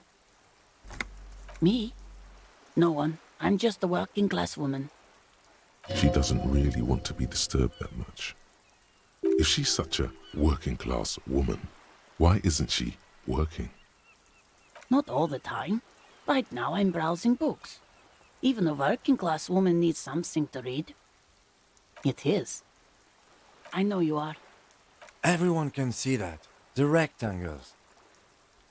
Mm-hmm. What with? My husband? No, he's not. I don't know. At home now? Out drinking with his friends? Working? Where is this going, officer? Yes, but... I don't really need to know where my husband is. Not all the time. No. Why are we still talking about this? I haven't lost my husband. She has, though. The husband is totally lost. You should tell her that it's okay. What? Who said anything about shame? Stop talking down to me. My husband is not missing. No, absolutely not. Are you a policeman or a nanny? They are not missing, sir. You know where they are. They're at home, smoking, giving the ladder of vices a chance. No, they're at a disco, getting down. Stupid disco dancing teenagers. What? That's just... My daughters are perfectly fine. They're with their friends down in Shamrock. There's nothing to worry about. They're almost grown up now anyway. They're past the age they need me protecting them from everything now. My youngest girl, Jolie, is just shy of 16. Jenny, she is turning 18 next month. But we shouldn't even be talking about them. Why do you need to know this? Haven't I repeatedly told you that they're not missing? That they're in Shamrock, safe and well, at some stupid party? There is no investigation here. I can tell you that. I don't mean to disrespect, sir, but you are being a bit of a cockatoo here. For what it's worth, I agree. But cockatoos can't be stopped when they get ladies. It's better to indulge him at this point. I don't even have a cockatoo. And guess what? Even if I had, it wouldn't be missing. Great. Nothing. Go read up on them if you're so interested. There's a great book in the bookstore. Maybe you should. What if the cockatoo is your astral captain? Or your heraldic bird? Wonderful. The store is open. Her hands move over the book covers. The tips of her fingers look rough, stained with yellow. It seems like she has spent a lot of time at work, smoking. The woman before you nods and returns to her reading.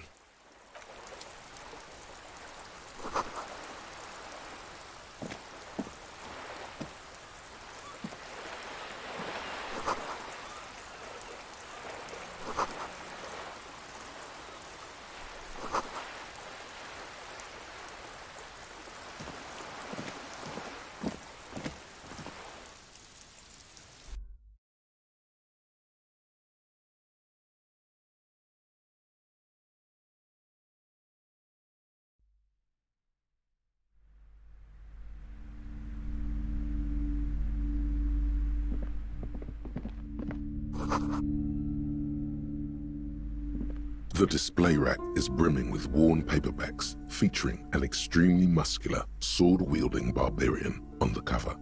Nearly all the titles contain the word Hyundai somewhere. Oh, Man from Hyundai. A very popular series of adventure novels. They're awfully immoral and violent books. Blood and violence, scantily clad women, epic narratives, all those mystical things he encounters. They're bound to grab those with little imagination and nothing to do. What does it matter? They're all the same. However, the customer is always right, they say. If you're a novice of the series, I'd recommend Hjelmdalaman, the man from Hjelmdal. It's supposed to be a good introduction to the series. Rows and rows of Hjelmdalamen blur your vision. You make out some titles. Man from Hjelmdal and the Mammoth Riders. Man from Hjelmdal, Return to Hjelmdal. And the solipsistic Man from Hjelmdal and the Hjelmdal Man. Maybe 100. Man from Hjelmdal and the sages at the end of the world. Man from Hjelmdal and the false god. Man from Hjelmdal and the scorched earth. Man from Hjelmdal, the Hjelmdal colonies. Man from Hjelmdal and the swamp beast. Man from Hjelmdal and the snow crabs. Not even close. Man from Hjelmdal in hell. Man from Hjelmdal and the forest of slaves. Man from Hjelmdal under the lake. Man from Hjelmdal, Hjelmdal burning. There's even The Trial of Death, a pastoral combat gamebook set in the world of Hjelmdalaman, and so much more. Nothing of interest, only silence and the cosmic background pain radiation.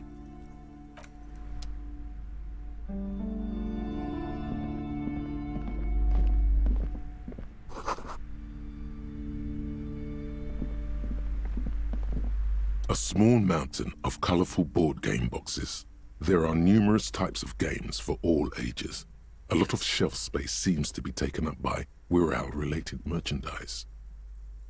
Wonderful board games, sir.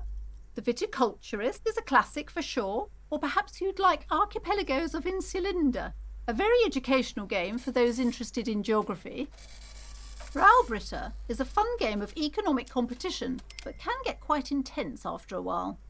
We have games for the whole family. You can play with your children. Don't be so hard on yourself, sir. You just need to clean up a bit. And technically, friends are a bit like family. For playing with friends, I'd recommend Suzerainty.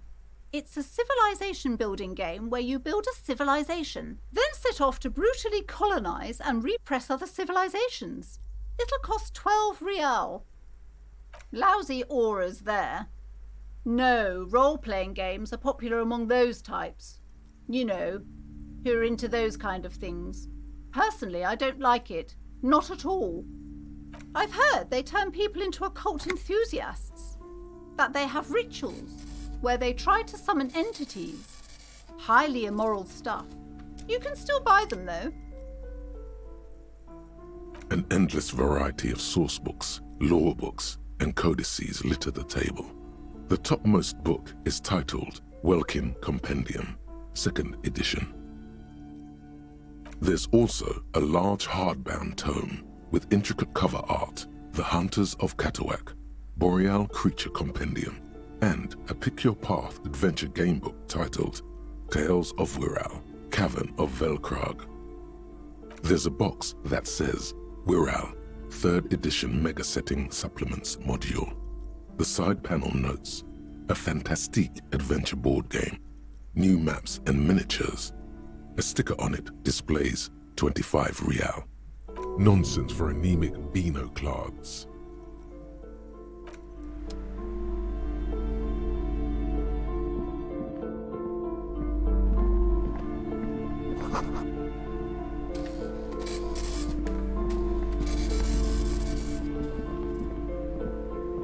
Welcome to Crime, Romance, and Biographies of Famous People. My name is Plaisance. Be welcome, and please take responsibility for the energy you bring into this space. Sir, don't be ridiculous. I certainly will not give you money. I would be doing you a grave psychic disfavor. One has to earn one's success, even if one is a police officer. Handouts are nothing but manipulation. All they do is make you dependent. Son, you got destroyed there. What an idiot you are. I am the proudest owner of our little shop of culture. She has fine-tuned her voice to find the most welcoming approach for attracting new customers. It doesn't work. A fridge? No, I don't know anything about a fridge. Aren't you interested in books? For whatever reason, she's lying to you about the fridge. Seems like you have to find your own way to the cellar. A book about cockatoos? There should be one upstairs, right next to the shelf of biographies. Goodness, you were already doing good, browsing the shelves. Why'd you stop? Don't you feel compelled? Go, go! Get back there. The books await you. Everything is on the shelves. Take a look yourself. The shelves compel you, don't they? She's attempting to mentally direct you towards the shelves. She only wants you to buy the goods. She doesn't care about the books. Truth be told, not really. My sister brings in most of the goods. I'm sure it's all very literary stuff with well-written prose. But you don't learn about the important things in life from fabricated stories. I provide a valuable service. As long as people buy books, I'm fine. The truth is available if you just know where to look, and you have to open and free your mind to understand. She smiles and nods, seemingly relieved. Cursed? Who said that? Annette? I will have a word with her. This place is not cursed. It has a robustly magnetic energy. Good for commercial activity. My business is thriving, sir. Annette, yes, my daughter. I hope she wasn't slacking off again with her nose in science fiction. Tell me, was she at her post doing her job like a proper girl? Wonderful. Did you talk to her? Great. On a scale of 1 to 10, how compelled were you to buy books after talking with her? Her opinion of her daughter depends on how well she lured you into the store. My precious, her dedication brings joy to my heart. If you have children, I hope they turn out as great as my Annette. Mind your own business, sir. In our society, people don't get to tell each other how to raise their children. It's none of your or anyone's business. You must be kidding. There's nothing like that happening. Good, sir. What does a young child do with money anyway? No, I save it for her as a fund. She's securing her financial future out there. Indeed. Are we done with the jokes now? Yes, we've had quite enough fun here. Right. God, I've told her not to do that. It's disgusting. And I told you to mind your own business. Clearly, you have no idea how hard it is to raise a girl in this economy. She can, if she has enough willpower. This is what's called growing pains. Life isn't easy. Life doesn't give breaks. Come on, ma'am. It's obvious she can't do anything about it. You are placing an unnecessary burden on a young child. She stands stiff and severe, silently fuming. 10 or so seconds pass without change. This is a person coming to terms with a new reality, one where they are wrong. It's not easy. Oh no. Hold on. I need to invite her inside and apologize. She must be freezing out there. There. I don't know what to say to you. My husband, he tries to teach me business lessons. I have what my mother called a dull mind. All this stress. It sounds like both the husband and the mother treat her the way she treats Annette.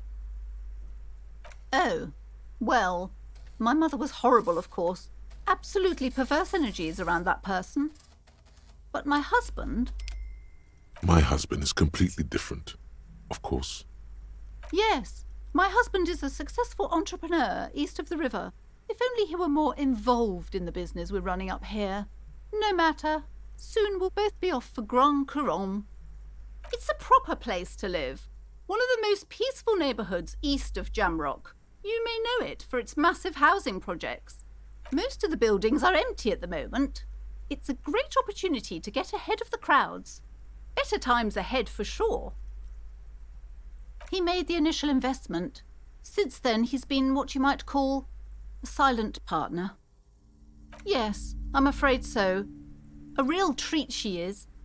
It would be nice if she had... No, we couldn't have afforded more children, really. Not in this economy.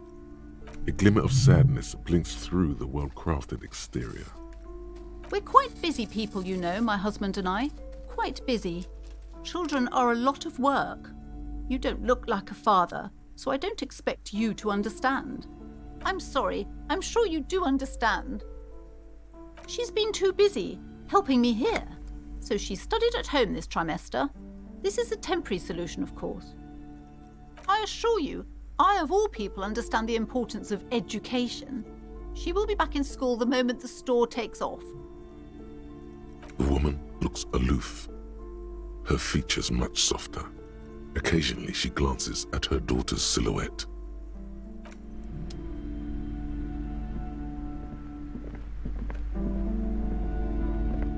I'm sorry, sir. I can't talk right now. I'm very busy with my homework. I have so much homework now. You just can't win. Out of the rain and into the gutter. Math. It's really difficult. Like, really. They say you need it to get rich. Better than standing outside in the cold, I guess. Oh, I found something while you were away. I thought this would fit you. Like, thanks for helping out. Not me. The city, I mean. Like a detective does. Just what Dick Mullen would ask. I got it from behind the curtains. I'm not really supposed to go there. Maybe. It's the hat Dick Mullen wears all the time. He'll look way more serious with that. Right, I have to get back to my homework now, before Mum notices. Man, this is hard.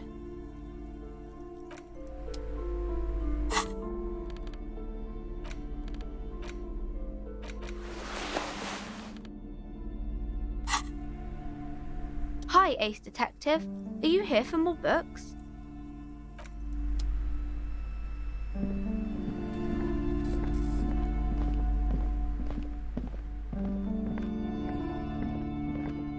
You see a set of tattered curtains blocking the way to another room.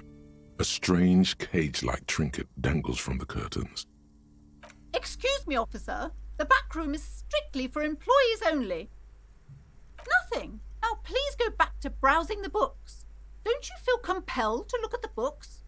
The books are all you care about. Oddly enough, the more she tries to draw you away from the curtains, the more alluring they become. You see some kind of charm, an irregular polyhedron assembled from bones, sticks, and straw. Inside, a disturbing fish head with empty eye sockets stares at you. This is a traditional Seminese ward, meant to provide protection against ill luck, bad dreams, curses, and other supernatural scourges. Inhabitants of Île de Fantôme, the Seminine Islands, down south. Aside from poking at it suspiciously, there is nothing else to do with the fish head charm at this time. The curtains remain shut before you. Just as you're about to pull apart the curtains, the petrified voice of the shop owner cries out once more. Sir, don't touch that. I told you it's off limits for the customers. Parapsychologically speaking, we're done if you decide to open them. I won't be held responsible for the consequences. It's too dangerous. She looks away, mumbling. Why is everyone always messing with the curtains? Why can't they just buy books like normal people? Everybody suddenly needs something from there. Leave the curtains be. It's what it wants. No, it's just a storeroom for the employees, I told you. Now please step away from the curtains. Why? It's not like anyone was killed there. I'm sorry, I don't mean to be so impolite. Just please don't go there. I can't allow that. You'll only make things worse and unleash the powers. The curtains do seem frail suddenly, not robust enough to contain a slippery darkness. You do? My God, even more reasons not to mess with the curtains. Just step away, dear sir. Thank you. Let's just talk about this first, all right? There's no reason for you to venture into the unknown. The curtains, tattered with age and covered in dust, hang before you, as if taunting you.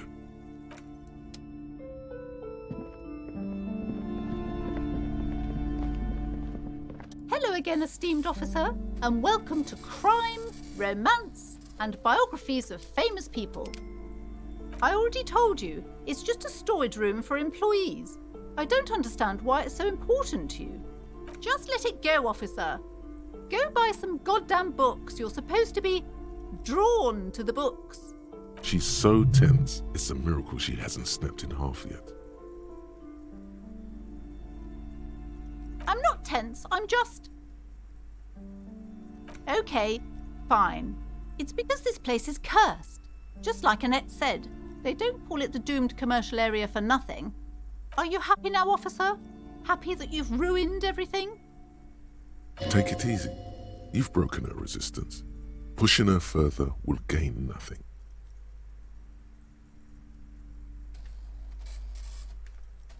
The curse is so much worse than you could imagine. It's a disease, eating at the very foundation. It's the curse of financial distress, of ruin and bankruptcy.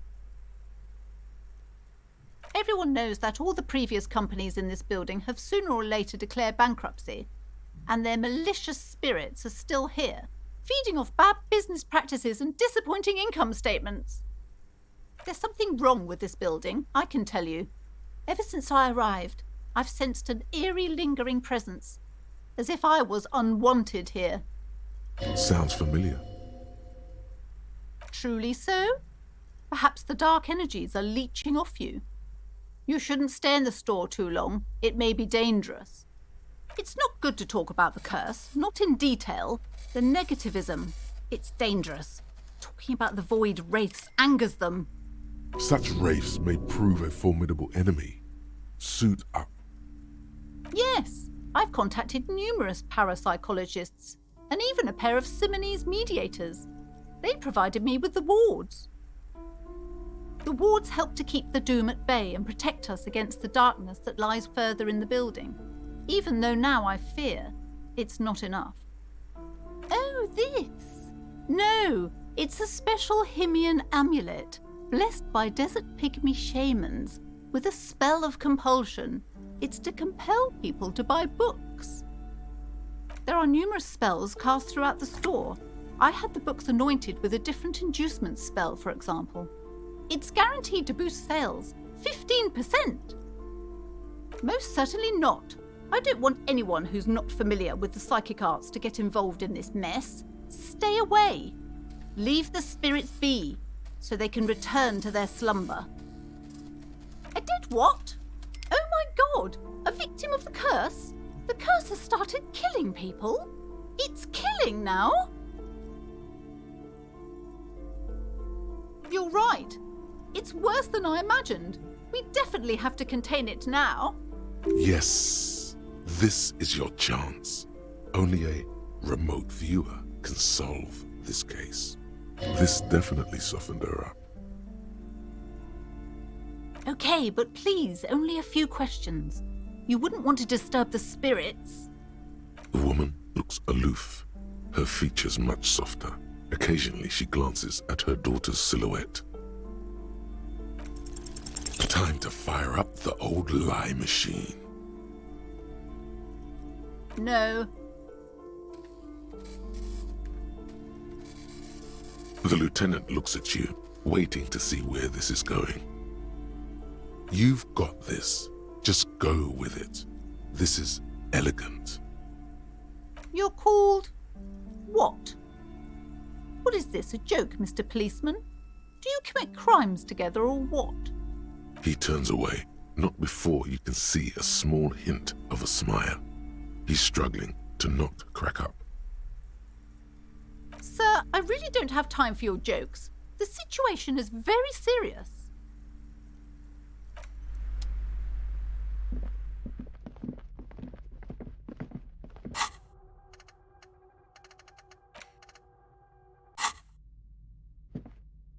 The curtains, tattered with age and covered in dust, You see a dimly lit room full of dusty furniture and trash. A doorway stands in the back, covered in dozens of scary little Seminese wards, your shadow looming over it like an omen. I warned you! You're unleashing forces beyond your understanding!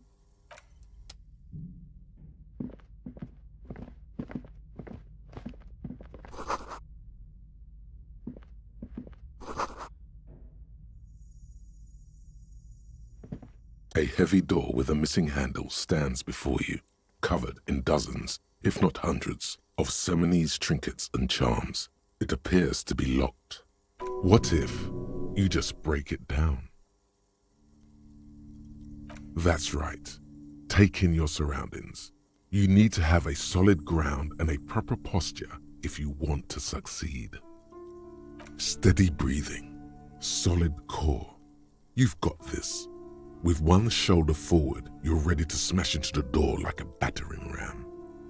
The room is dimly lit and littered with old barbershop rubbish, but the path to the door is clear. It's made of a solid block of wood, but it has stood there for ages. The hinges are old and coated with a carmine layer of rust. It should be doable. Only an echo. No one is there.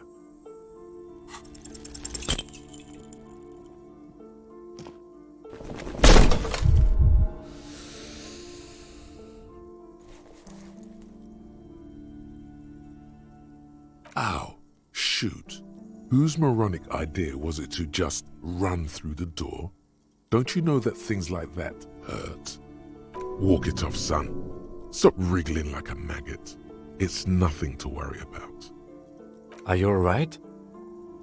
This looked pretty intense and painful, I must admit. What is going on there? Are you really trying to break down the back door? I warn you, don't tempt the spirits, officer.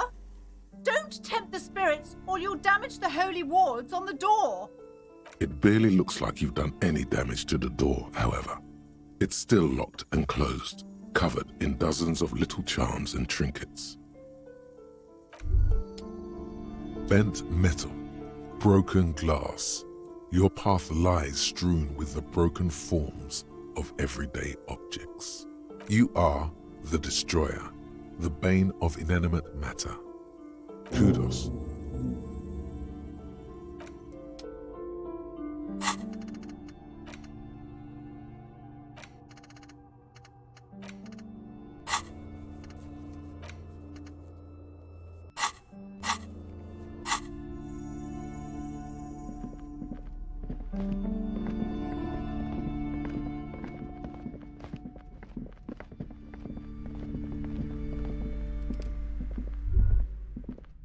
These shelves are overburdened with books from the same series. You see the name Dick Mullen over and over. Oh, crime, robberies, murders, even sexual crimes. We're fortunate to have Dick Mullen and his stories to sort all that out. You're a police officer, apparently. You should buy all of these. They really do teach a person how to be a proper detective. Crime fiction is a disgrace. An asinine misrepresentation of the physical attributes of the arduous everyday work of actual police officers. These books greatly overstate the excitement of police work, glossing over how long it takes to actually follow up on leads and eliminate dead ends. What's more, they completely ignore the psychological hardships of year after year coming into contact with people during the worst days of their lives. Not a single mention of all the stress this work creates upon the officer's family. Detective fiction just doesn't tell the truth at all. Now, would you like a list of all the books found on the shelf? You see Dick Mullen on the job. Get Me Mullen. The Stalwart Adventures of Richard P. Mullen. Dick Mullen and the Murder in the Orchard. The Sordid Affair of Dick Mullen. A killing is declared. Dick Mullen in the Murder House. The Final Case of Dick Mullen. An Obvious Lie. Dick Mullen in the Clock Tower. The Ordeals of Dick Mullen. Dauntless Dick. Dick Mullen's Funeral Pyre. the murder of Dick Mullen. Oh no, turns out he faked it to solve a case. Yes, there's also the dame who did it. Farewell, my Mullen. Faking death seems to be a common trope in the Mullen series. The morbid tales of Dick Mullen. A dark tide turns. Tragedy calls for Dick Mullen. Another one with fake death. And, of course, Dick Mullen, the murderer. In order to catch a murderer, Dick Mullen must become the murderer. After all this, you still haven't found the answer to the one question that matters. Who is Dick Mullen? Your quick eye notices a small caterpillar crawling across the spine of a book. The title reads, Dick Mullen and the Mistaken Identity. A worn paperback from Dick Mullen's classic hard-boiled phase. The premise seems to be that Dick Mullen is framed for the murder of his best friend and has just a few days to prove his innocence. Could it be the motifs of unstable identities and shocking betrayals? Then this is the book for you.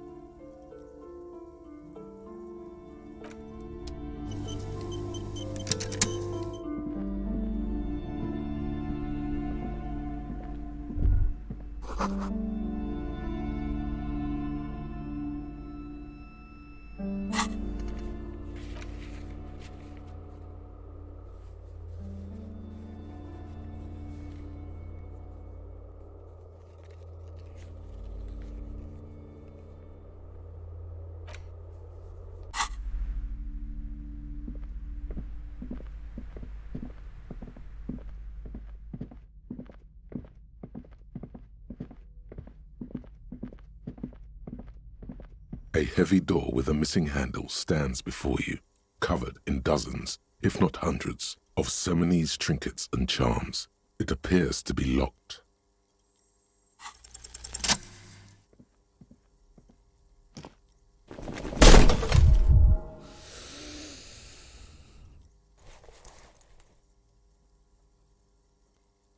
You smash into the wood and see a small crack appear on the doorframe.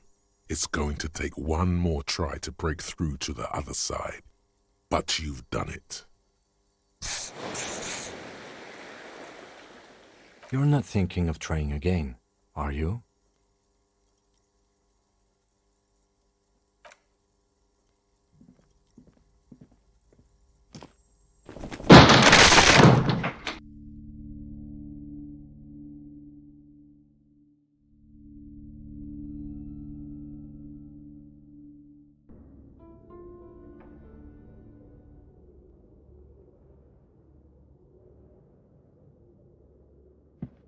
What is this place?